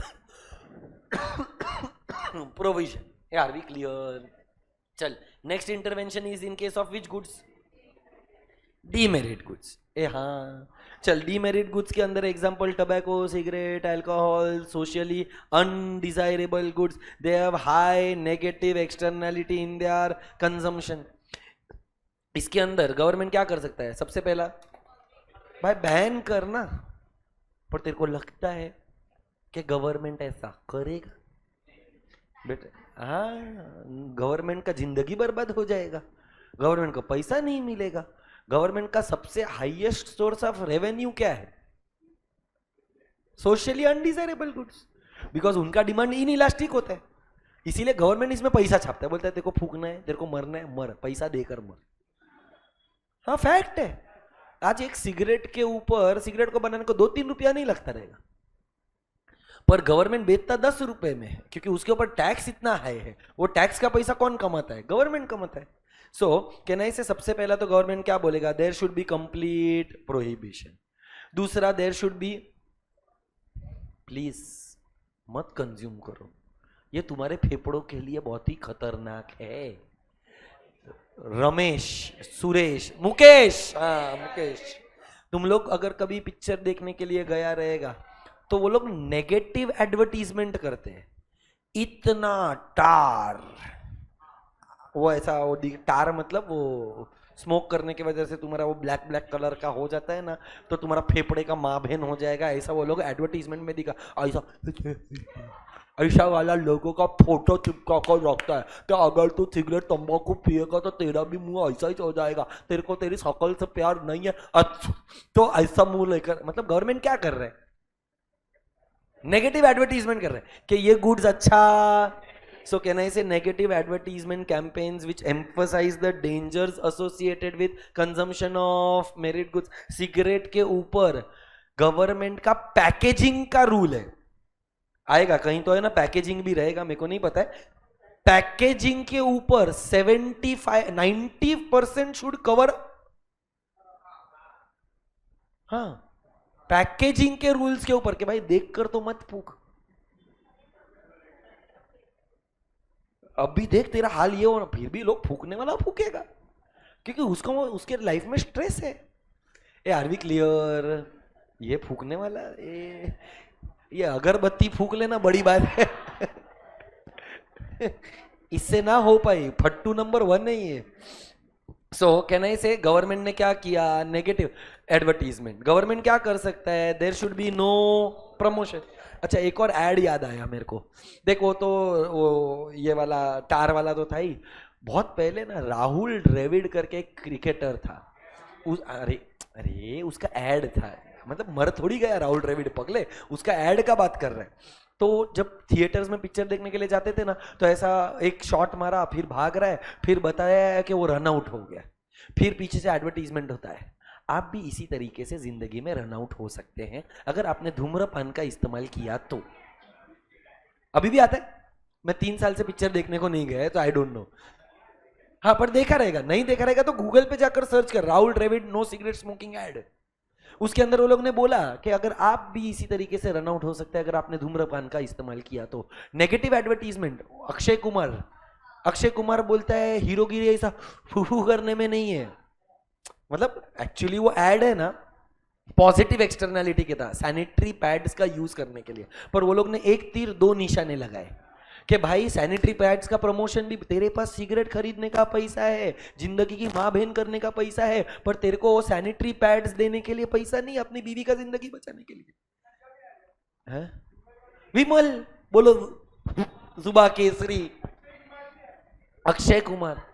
पर देख ये सब एक्चुअली वो लोग कर रहे एडवर्टीजमेंट, बट वो लोग क्या शाणे लोग ना, वो लोगों ने थोड़ी ना गुटके का ऐड किया, वो लोग ने पान मसाले का किया। ये लोग बहुत हरामी होते हैं। इंडिया के अंदर है ना, जैसे कि लिकर का एडवर्टीजमेंट बैंड है, फिर भी लिकर ब्रांड्स का एडवर्टीजमेंट होता है। कैसा कैसा, हाँ Kingfisher, king of good times, music player, अरे घंटा उनको मालूम है म्यूजिक के बारे में, पर वो लोग म्यूजिक सीडीज निकालेगा, वो लोग ग्लास निकालेगा, वो लोग कोई तो पानी निकालेगा, किंगफिशर का पानी, अबे पूरी दुनिया को मालूम है किंगफिशर जौ का पानी देता है, बियर। so, मेरा कहने का मतलब आई होप यू अंडरस्टैंड कि वो लोग ने क्या किया, लूप होल्स निकाला। डायरेक्ट एडवर्टीजमेंट नहीं कर सकता, इनडायरेक्ट तो कर सकते। सो कंप्लीट अपने कंट्री के अंदर एडवर्टीजमेंट के ऊपर बैन है कि तुम लोग लिकर को एडवर्टाइज नहीं कर सकते, बट तुम पानी का तो एडवर्टाइज कर सकते हैं। तो लिकर ब्रांड ने पानी का एडवर्टाइज किया तो बेवड़ा समझ गया कि मुझे क्या करना है, क्योंकि दारू में मिलाने के लिए पानी भी तो लगेगा तो can I say that there can be advertisements, there are loopholes which Indians find out because we are very talented category of people. Then there is regulation as to sale. What is regulation as to sale? कि भाई school के बाहर पान टपरी नहीं होना चाहिए, तो होता है वो इंडिया है बेटा, सोमैया के एग्जैक्ट बाजू में रहेगा। महेश वापस महेश जाने दे। Government imposes a regulation to limit access to demerit goods to children and adolescents. Example, censor board certificate हो सकता है. There can be time and space restriction. जैसे कि पब्लिक प्लेसेस पर स्मोकिंग करना अलाउड नहीं है, करते हैं वो अलग बात है, पर अगर किसी ने देखो पकड़ लिया तो देखो उस पर फाइन पे करना पड़ेगा। जैसे कि शाहरुख खान एक बार वानखेड़े स्टेडियम के अंदर फूक रहा था, भाई के ऊपर 5 साल का बैन लग गया। वो बैन दो, वो फू फू कर रहा था वो तो था ही, पर साथ में कुछ मगजमारी भी हो गया था, उसका कुछ झगड़ा वगड़ा हो गया था। सो can I say there can be space restrictions, smoking in public places is not allowed, sale of tobacco away from schools can be allowed, not near to schools, and time of the day when the sale is banned, school छूटने वाला रहेगा तब बंद करके रखो, school में जाने वाला रहेगा तभी बंद रखो। सो can I say all these are the governments intervention in case of which goods. पर एक मेरिट था, एक डीमेरिट था, और अपना मेन पॉइंट तो कौन सा था, पब्लिक गुड्स। अच्छा बाय द वे और एक दो पॉइंट है, देयर कैन बी हायर, जैसे कि सिगरेट्स के ऊपर, अल्कोहल के ऊपर टैक्सेस बढ़ जाता है। Next there can be price control. अभी ये मस्त पॉइंट है, सिगरेट के ऊपर कौन सा प्राइस आएगा, maximum price that can be charge के minimum price below which you can not sell. Maximum, तू सिर्फ वर्ड के ऊपर फोकस कर रही है, कॉन्सेप्ट पर नहीं। सिगरेट है मेरिट के डीमेरिट, डीमेरिट गुड है तो गवर्नमेंट क्या चाहता है कि लोगों के लिए इजीली एक्सेसिबल हो जाए कि ना हो, नहीं हो, तो उसमें से एक तरीका क्या है, उस कमोडिटी का प्राइस बढ़ा डालो। तो अगर सिगरेट 2, 5, 7 रुपए का है, गवर्नमेंट बोलेगा मिनिमम 15 रुपए में बेचने का, इसके नीचे बेच नहीं सकता। तू जब बोलती है मैक्सिमम तो तुरे को क्या लगा, सिगरेट को मैक्सिमम प्राइस में बेच दो। मैक्सिमम प्राइस का मतलब क्या होता है, मतलब maximum price above which you can not sell. तो तू मुझे बता, maximum price above which you can not sell should be for demerit good के मेरिट गुड, कि भाई ये गुड को इस प्राइस के ऊपर बेचने को अलाउड नहीं है, लोगों के लिए वेलफेयर है।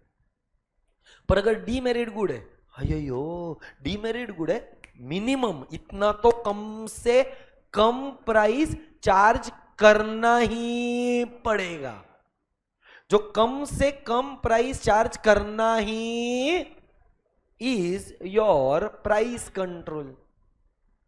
सो this minimum price is a low price के high price, and the maximum price that you can charge, word maximum है पर है अ लोअर प्राइस। इसको ही समझाने के लिए मैं तेरे को एक कॉन्सेप्ट समझाएगा, which is in case of public goods.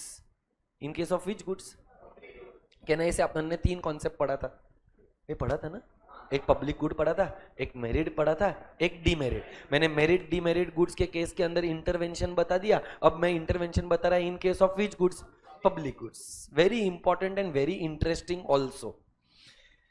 India के अंदर तुम लोगों ने फार्मर का हालत के बारे में सुना है? हाँ ना, बोलो, farmers in India commit, why do they commit suicide even after a bumper crop? क्या बोला, फार्मर्स को क्या मिला, बम्पर क्रॉप। बम्पर क्रॉप का मतलब क्या होता है कि भाई उसका फार्मिंग जोरदार हुआ, उसके बावजूद फार्मर एक सुसाइड क्यों कमिट करता है? तो बम्पर क्रॉप हुआ तो बम्पर क्रॉप से वो माल बेचकर तो कमा सकता है ना।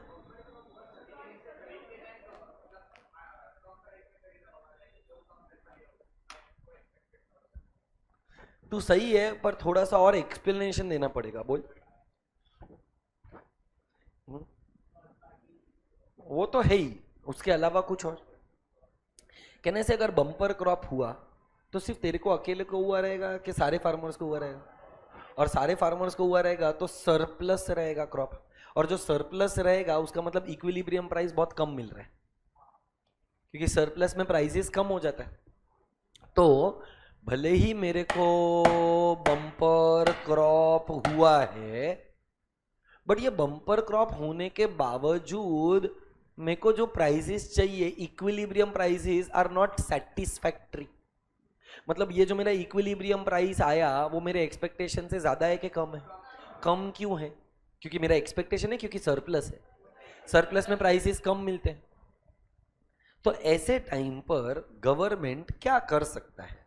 मार्केट में सप्लाई ज्यादा है, डिमांड कम है, क्योंकि सरप्लस है, तो गवर्नमेंट फार्मर को प्रोटेक्ट करने के लिए क्या ऑफर करेगा?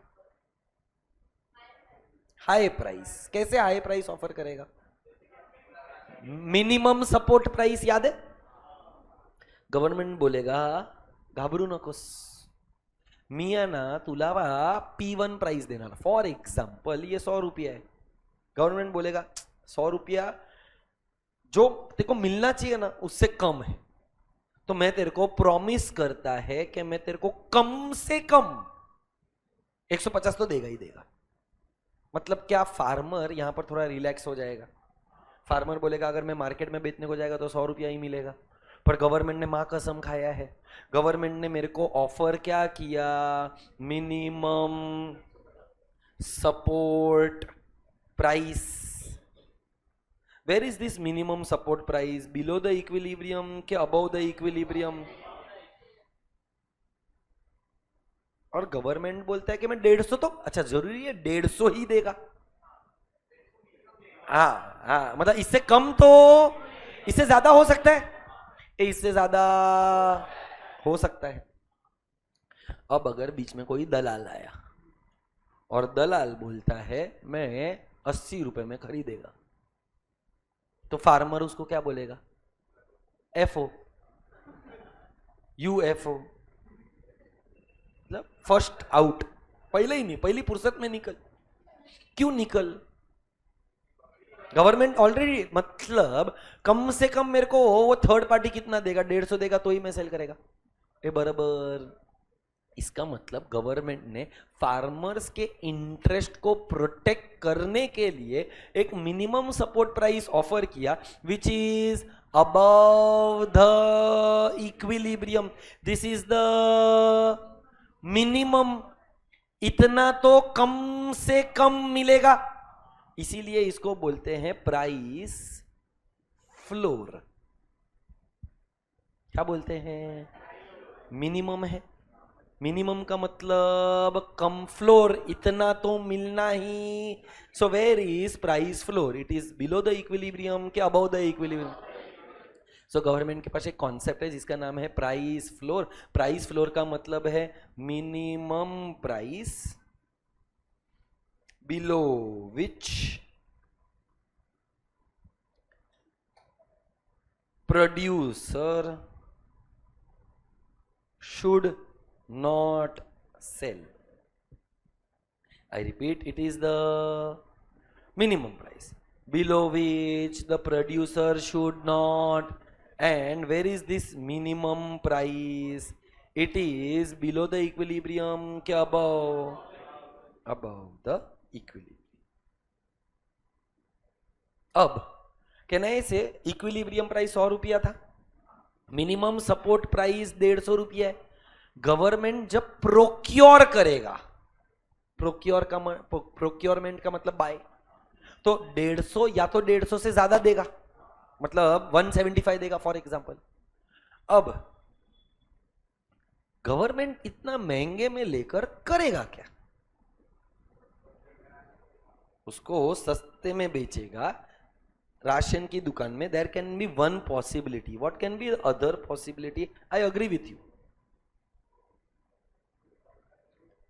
गवर्नमेंट कहने से ये स्टॉक ऑफ गुड्स को वेयर हाउस में रखेगा, क्योंकि अभी ये वाले सिचुएशन में क्या था? सरप्लस था। स्केर्सिटी क्रिएट करेगा। देख थोड़ा स्लो जाते हैं। गवर्नमेंट स्केर्सिटी क्रिएट करेगा कब? कहना से इकोनॉमी में स्केर्सिटी का भी टाइम हो सकता है। स्केर्सिटी के टाइम पर जो इक्विलिब्रियम प्राइस मिलेगा वो वेरी हाई प्राइस रहेगा। देख भाई, मैं वापस से ना थोड़ा रिपीट कर रहा है। कहने से जो पहला वाला डायग्राम बनाया उसमें जो इक्विलिब्रियम बनाया वो इक्विलिब्रियम प्राइस जितना होना चाहिए उससे कम है, और मैं दूसरे वाले में भी इक्विलिब्रियम बनाया है, पर दूसरे वाले में जो इक्विलिब्रियम प्राइस है वो ओरिजिनल इक्विलिब्रियम से ज्यादा है। तो स्केरसिटी के टाइम पर कहना से फार्मर से गवर्नमेंट ने सरप्लस के टाइम पर हायर प्राइस पर लेकर फार्मर के वेलफेयर के बारे में सोचा। इस चीज को उसने वेयर हाउस में स्टोर करके रखा और जब इकोनॉमी में स्केरसिटी का टाइम आएगा उस टाइम पर गवर्नमेंट ये माल को कम दाम में बेचना शुरू कर देगा कस्टमर के वेलफेयर के लिए या कंज्यूमर के वेलफेयर के लिए। तो मेरे को एक बात बता कि नए से ये कॉन्सेप्ट का नाम आएगा प्राइस सीलिंग। अभी तुम लोग कंफ्यूज होएगा, सर सीलिंग है तो नीचे क्यों है, सर फ्लोर है, क्योंकि उसका मीनिंग समझना पड़ेगा तेरे को। प्राइस सीलिंग का मतलब क्या, कहना है इसे प्राइस सीलिंग का मतलब it is the maximum price, it is the above which the consumer should not buy or above which the producer cannot sell। तो ये जो मैक्सिमम प्राइस है इसीलिए वर्ड सीलिंग है, पर ये सीलिंग किधर लगेगा, it will be below the equilibrium. नहीं समझ में आया, पी ओरिजिनल इक्विलिब्रियम है, पर ये जो ओरिजिनल इक्विलिब्रियम है वो स्कैरसिटी वाला है। स्कैरसिटी में प्राइसेस हाई होता है, तो जो पी वाला प्राइस है वो हाई प्राइसेस है जो लोग अफोर्ड कर पा रहे। तो लोगों के वेलफेयर के लिए गवर्नमेंट ने एक ऐसा प्राइस ऑफर किया जो अफोर्डेबल है बिलो द इक्विलिब्रियम। बराबर। सो देख वर्ड्स को देखेगा ना तो कंफ्यूजन होएगा, पर कॉन्सेप्ट को देख। प्राइस फ्लोर, फ्लोर का मतलब मिनिमम, देख मैच हो गया।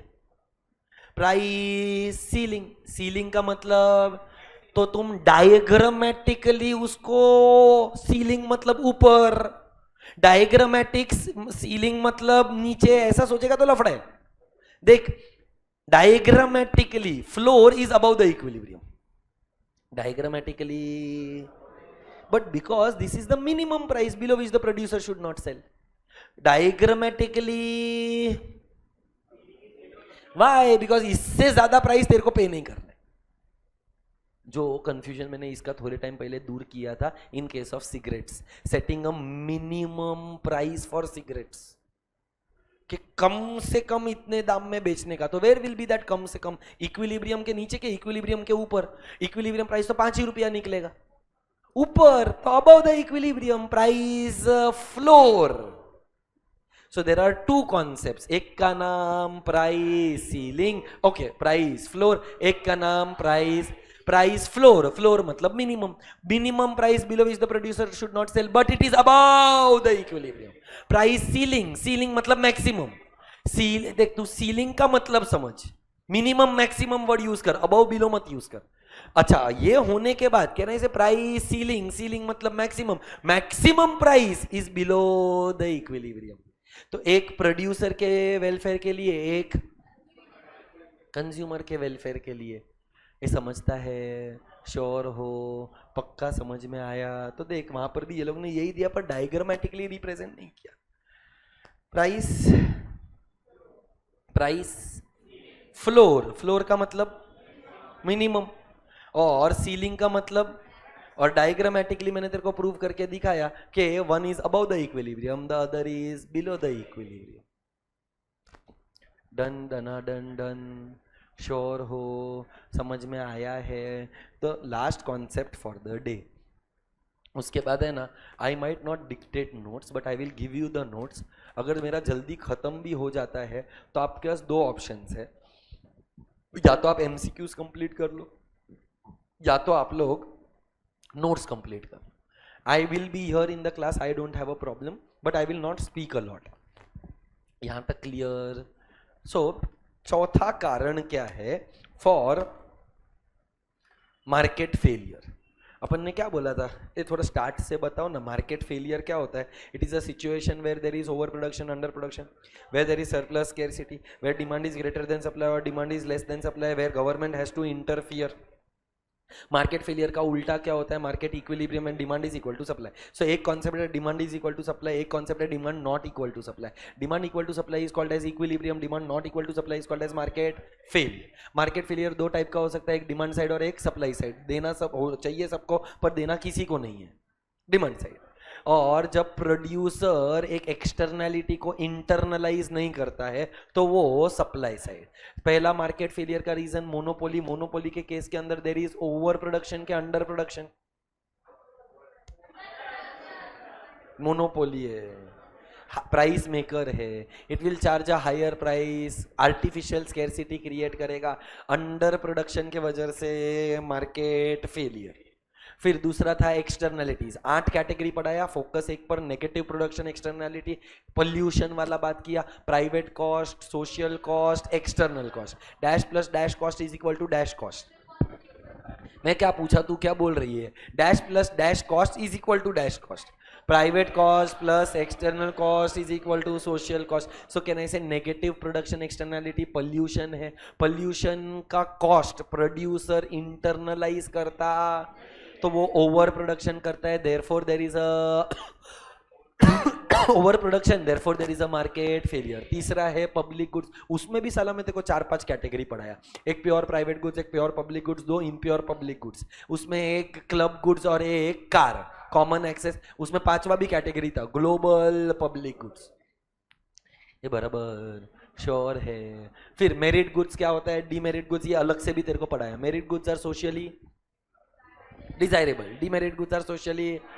मेरिट गुड्स के अंदर हमने बोला था they are rivalrous, they are excludable, but they have a positive externality, जिसके लिए there is under production and under production की वजह से देर इज अ मार्केट. तो जब ऐसा होएगा तो गवर्नमेंट का इंटरफियरेंस में क्या है, या तो minimum support price that is price floor, या तो प्राइस सीलिंग. फ्लोर म्हणजे कमीत कमी मिनिमम, सीलिंग म्हणते जास्तीत जास्त, मतलब सीलिंग मॅक्सिमम.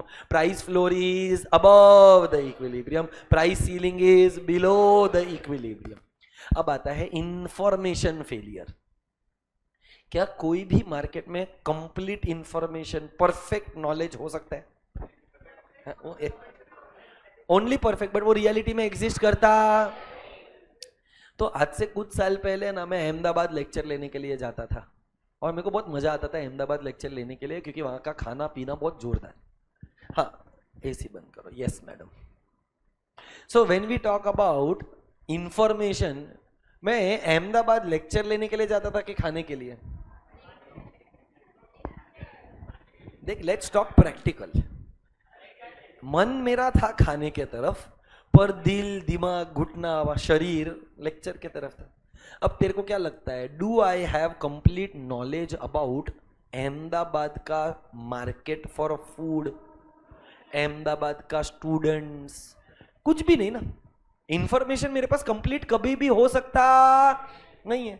मतलब अब तेरे को क्या लगता है, मैं क्लासरूम में एक सर्वे लूं, सबको एक क्वेश्चनर बांटूं, मैं उनको बताऊं list down the names of best places to eat in Ahmedabad, फिर सबका क्वेश्चनर कलेक्ट करूं, कलेक्ट करने के बाद एनालाइज करूं, एनालाइज करने के बाद मैं फाइनलाइज करूं. मतलब मेरे पास इतना फुकट टाइम है क्या?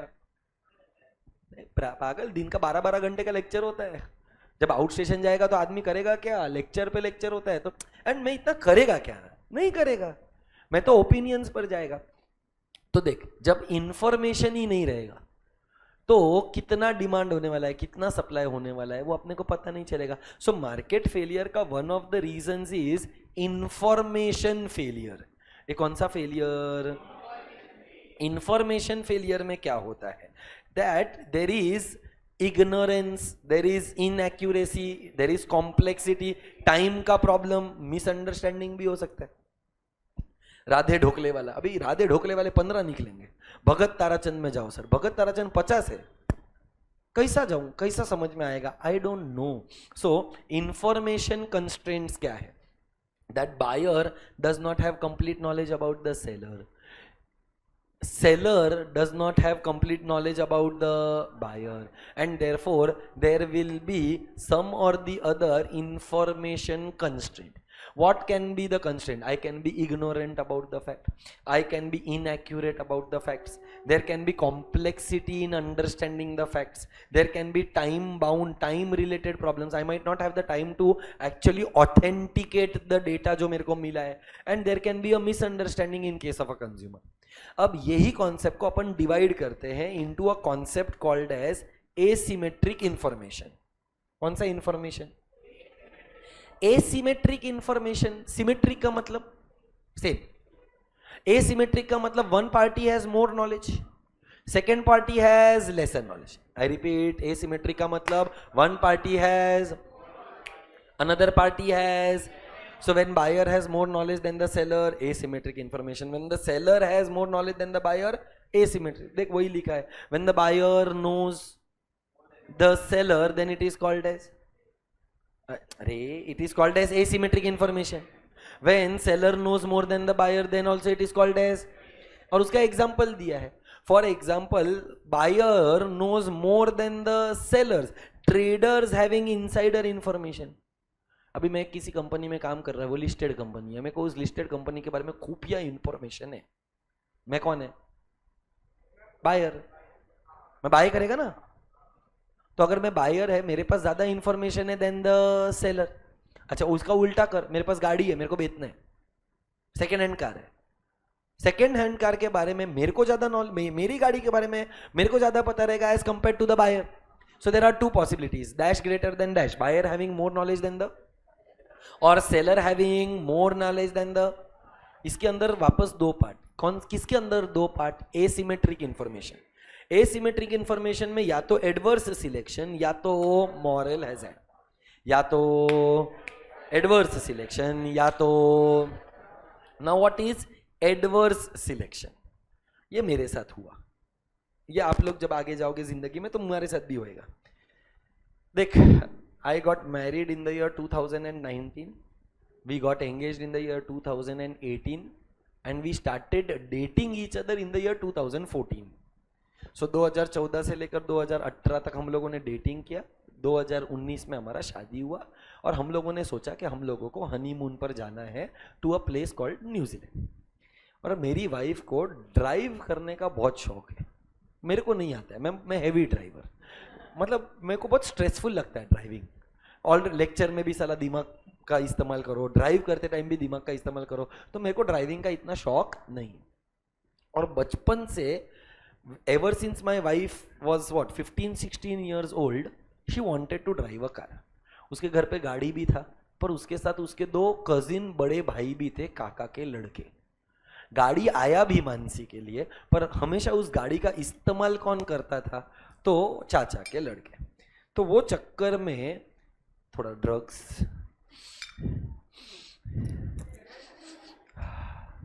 मस्त माल है, तो वो चक्कर में उसको कभी ड्राइव करने को मिला ही नहीं. तो जब हम लोगों ने सोचा ना कि हम लोग का शादी होने वाला है और हम लोगों को न्यूजीलैंड जाने का है, तो one of the things that we decided was New Zealand में हम लोग सेल्फ ड्राइव करेगा.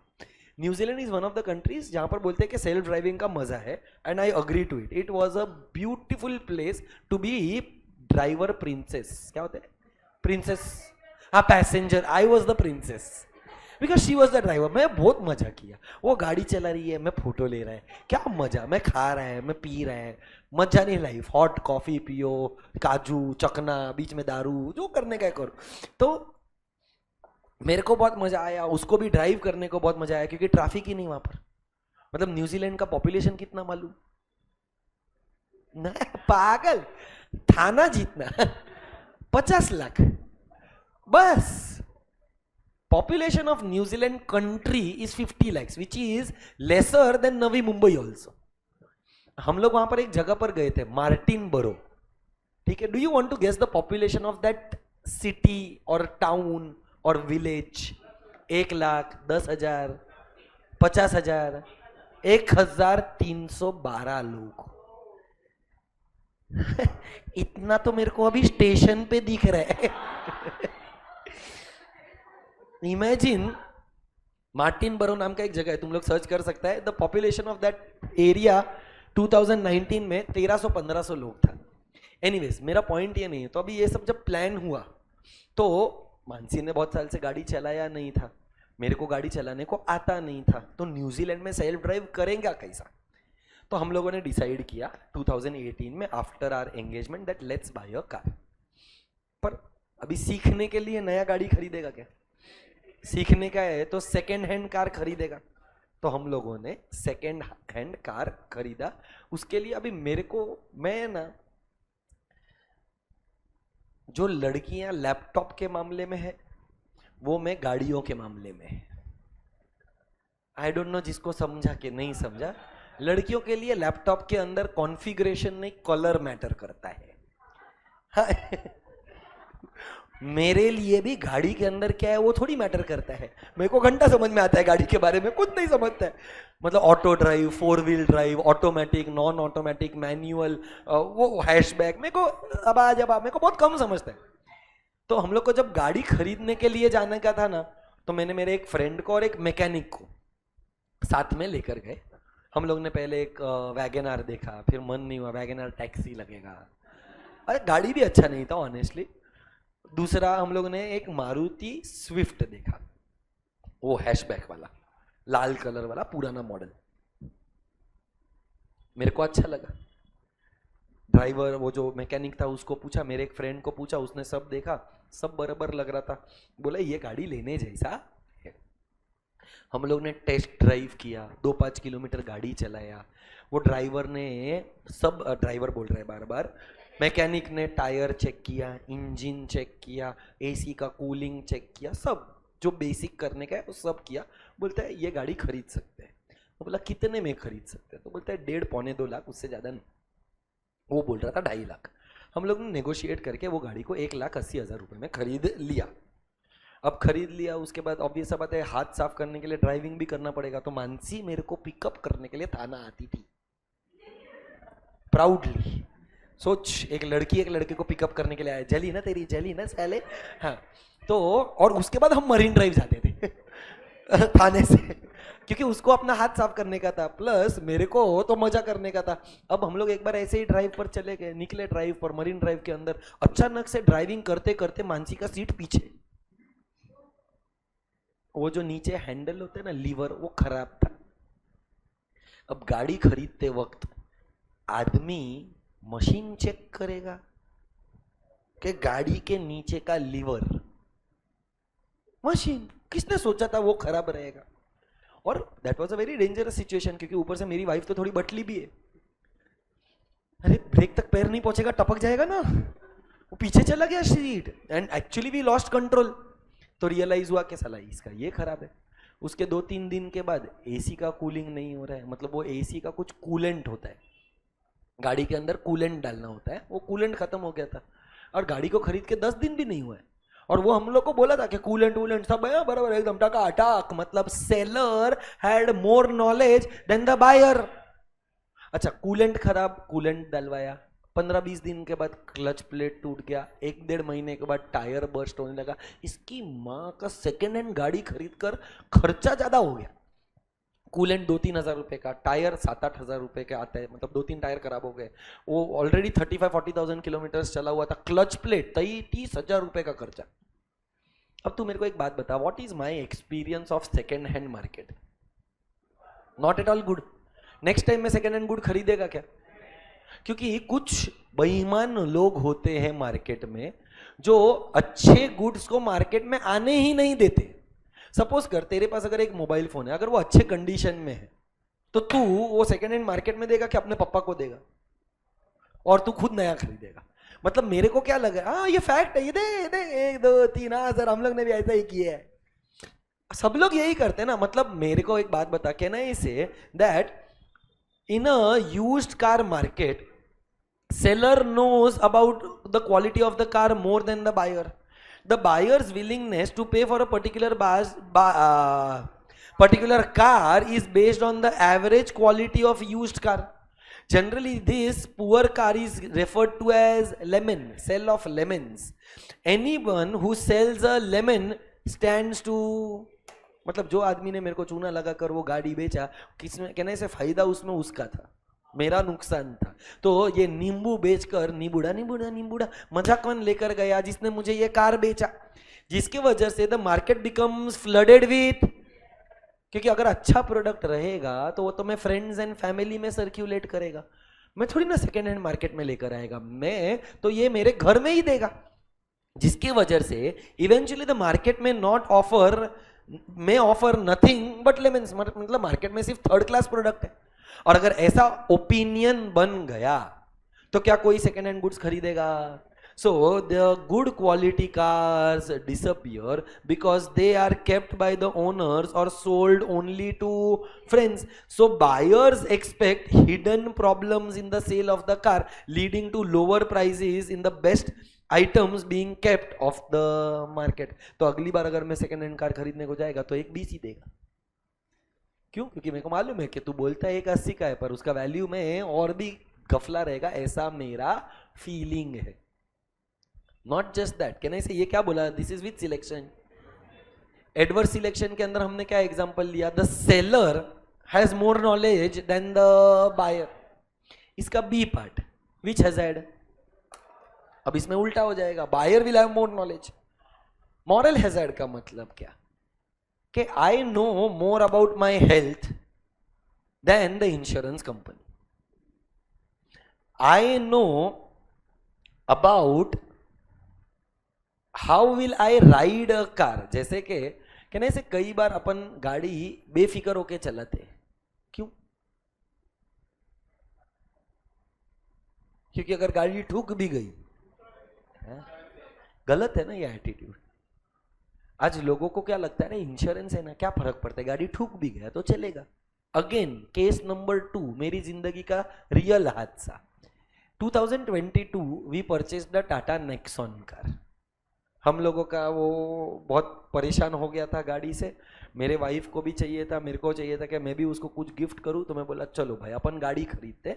हम लोगों ने टाटा नेक्सॉन, और मैं तो अभी भी हैवी ड्राइवर ही है, मैं आज भी हैवी ड्राइवर है, नहीं मैंने सीखा है पर I still don't drive it. और ऑटोमेटिक कार है फिर भी आई डोंट ड्राइव इट। तो मैनुअल में तो तू जाने ही दे, मैनुअल में मैं 5-6 को तो उड़ा ही डालेगा, मेरे को तो बोलते हैं नहीं, मेरी बीवी है।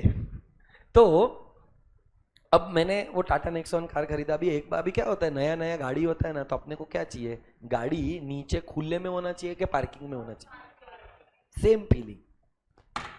एक बार गाड़ी हमारी बाहर थी, एक पार्किंग खाली दिखा, मानसी बिजी थी, मैं मानसी को बोला मानसी मैं पार्क करके आऊं, मानसी ने हाँ बोला। अब मैं गया पार्किंग किया।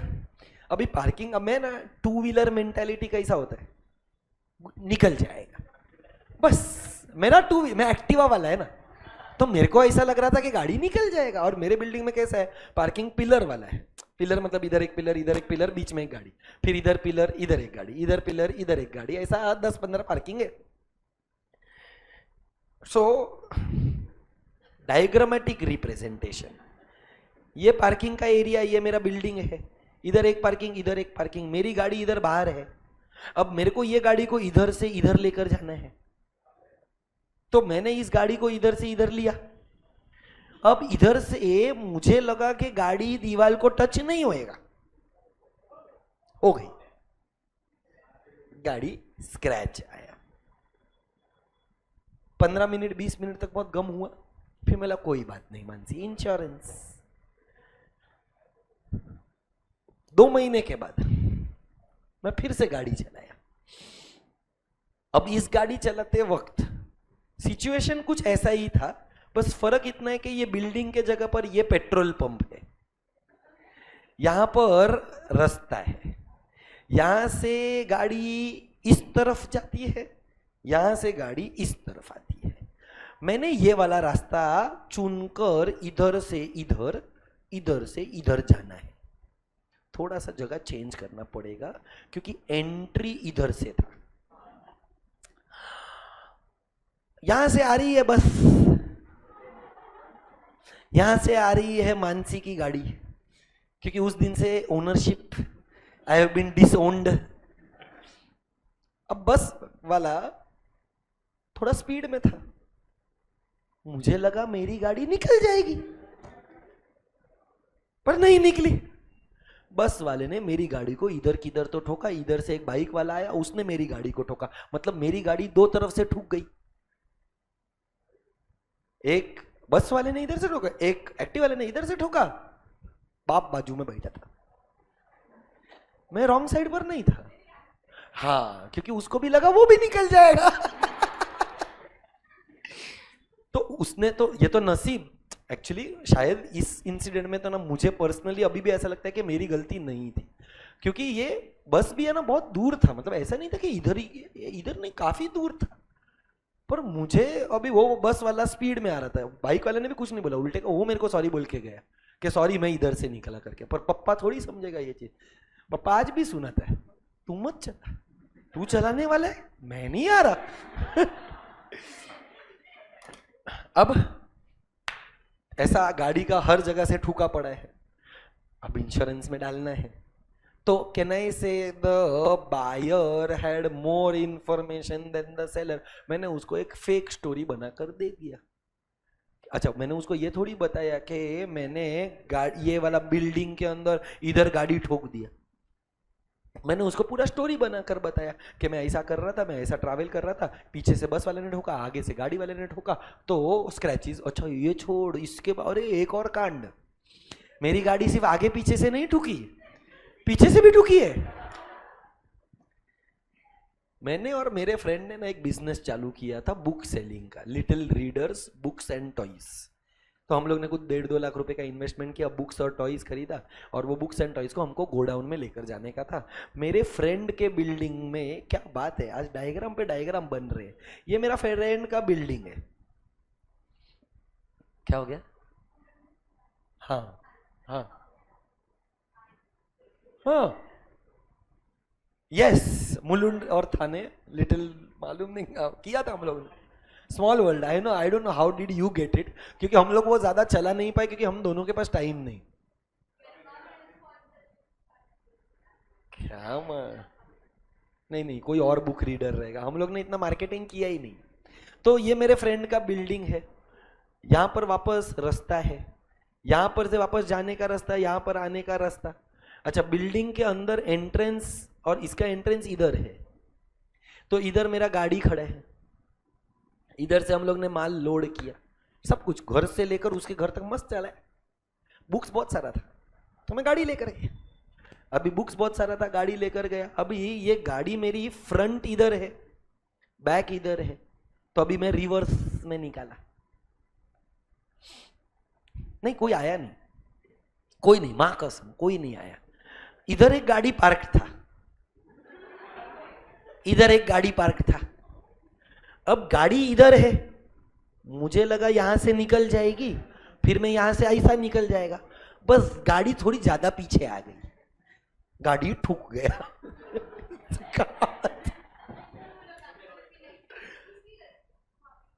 नहीं बेटा, but I did not drive well, come on, I should be aware about, मतलब ये उसकी गलती बेटा। वो तेरे को इसमें और थोड़ा स्टोरी बताऊं, ये जो गाड़ी वाला आया था ना, वो पार्किंग ढूंढ रहा था, और 2 मिनट इस हादसे के पहले उस गाड़ी को वो छोड़कर गया था। और तू बिलीव नहीं करेगा, गाड़ी का इतना बुरा हाल किया है ना मैंने, कि उसका दरवाजा अंदर तो अंदर के तरफ घुस गया था। दरवाजा बाहर की तरफ खुलता है, उसका शायद अंदर की तरफ खुला रहेगा। इतना बुरी तरीके से मैं एक्सीडेंट करके बैठा था, और वहां से हम लोग कल्टी मारा। मतलब अगर आ जाता तो फिर मेरे को बुरा भी लगा कि शायद मुझे वहां पर नोट डाल देना चाहिए था, बेचारे का नुकसान करके गया। मैं बोला छोड़ इसकी माँ का, मेरा खुद का ही कितना बड़ा नुकसान हो गया। Sorry, I still feel sorry if this is a small world and if you happen to see this lecture somewhere, I am sorry bro, I did not mean to screw up but I did.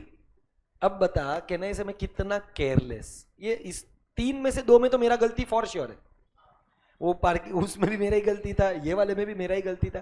तो आज क्यों ऐसा behaviour है? क्योंकि कहीं ना कहीं देख, एक ड्राइविंग बुरी है वो तो सच है, बट साथ में मेरे को पता है ना, अगर कुछ हुआ भी गाड़ी को तो इंश्योरेंस है, क्या ही फर्क पड़ता है, इंश्योरेंस कंपनी क्लेम करके देगा। ये जो एटीट्यूड है उसको हम बोलते हैं मॉरल सुएशन। अब क्या होता है, ऐसे एटीट्यूड की वजह से इंश्योरेंस के क्लेम्स बहुत बढ़ जाते हैं। अच्छा, इंश्योरेंस का क्लेम्स बढ़ जाएगा तो इंश्योरेंस कंपनीज इंश्योरेंस का प्रीमियम बढ़ा डालेगा। प्रीमियम बढ़ा डालेगा मतलब हर किसी के लिए अफोर्डेबल नहीं होगा, अफोर्डेबल नहीं होएगा तो अंडर प्रोडक्शन होएगा, अंडर प्रोडक्शन की वजह से मार्केट फेलियर होएगा। ये बराबर। And therefore can I say fourth reason for market failure is information failure. Total कितना रीजंस?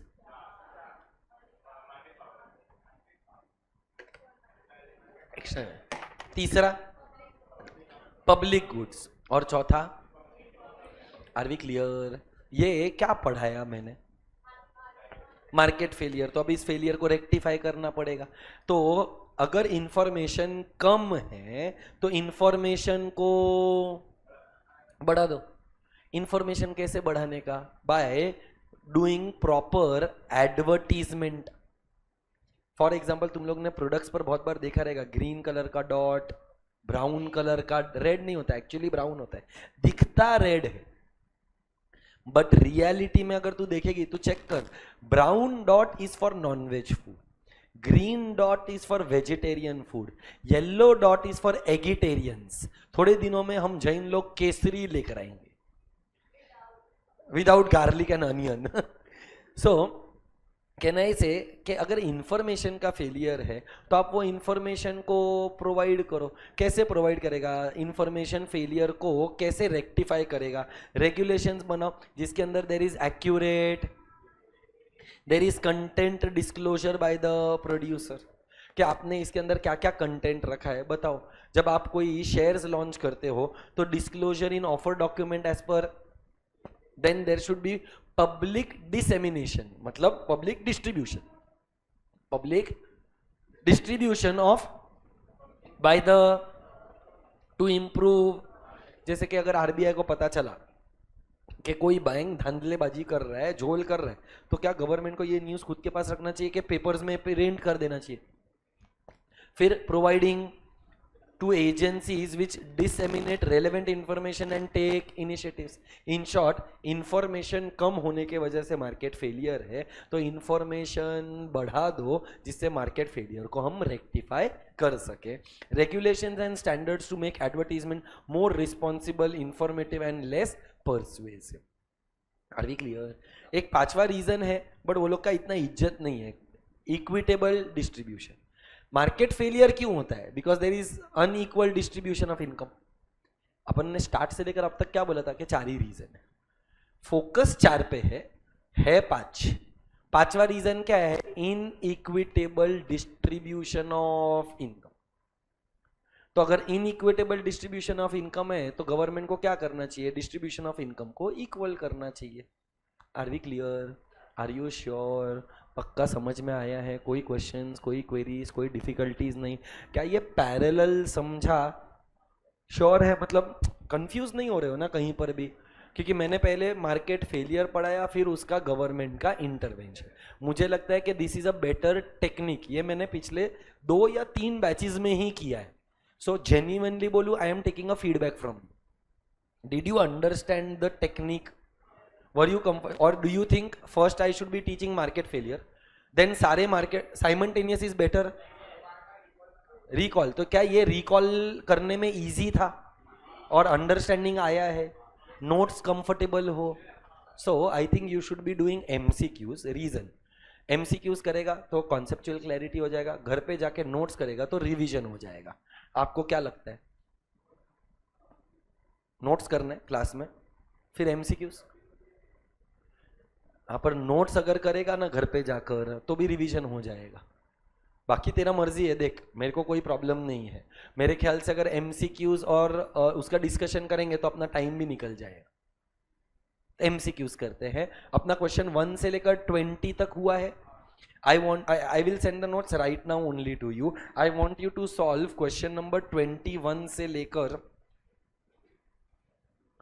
40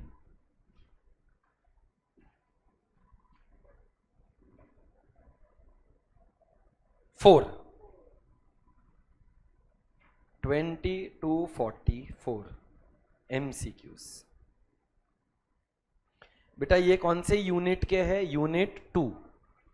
अगर तुम लोगों को डिस्टिंक्शन डालना रहेगा तो डाल देना, डाल दे, फ्यूचर में हेल्प करेगा, नहीं तो पता ही नहीं चलेगा कौन से एमसीक्यू कौन से यूनिट का है। हाँ तो तू उधर बाजू में क्या कर, 1 से 20 यूनिट 1, फिर 21 के बाजू में लिख देना यूनिट 2,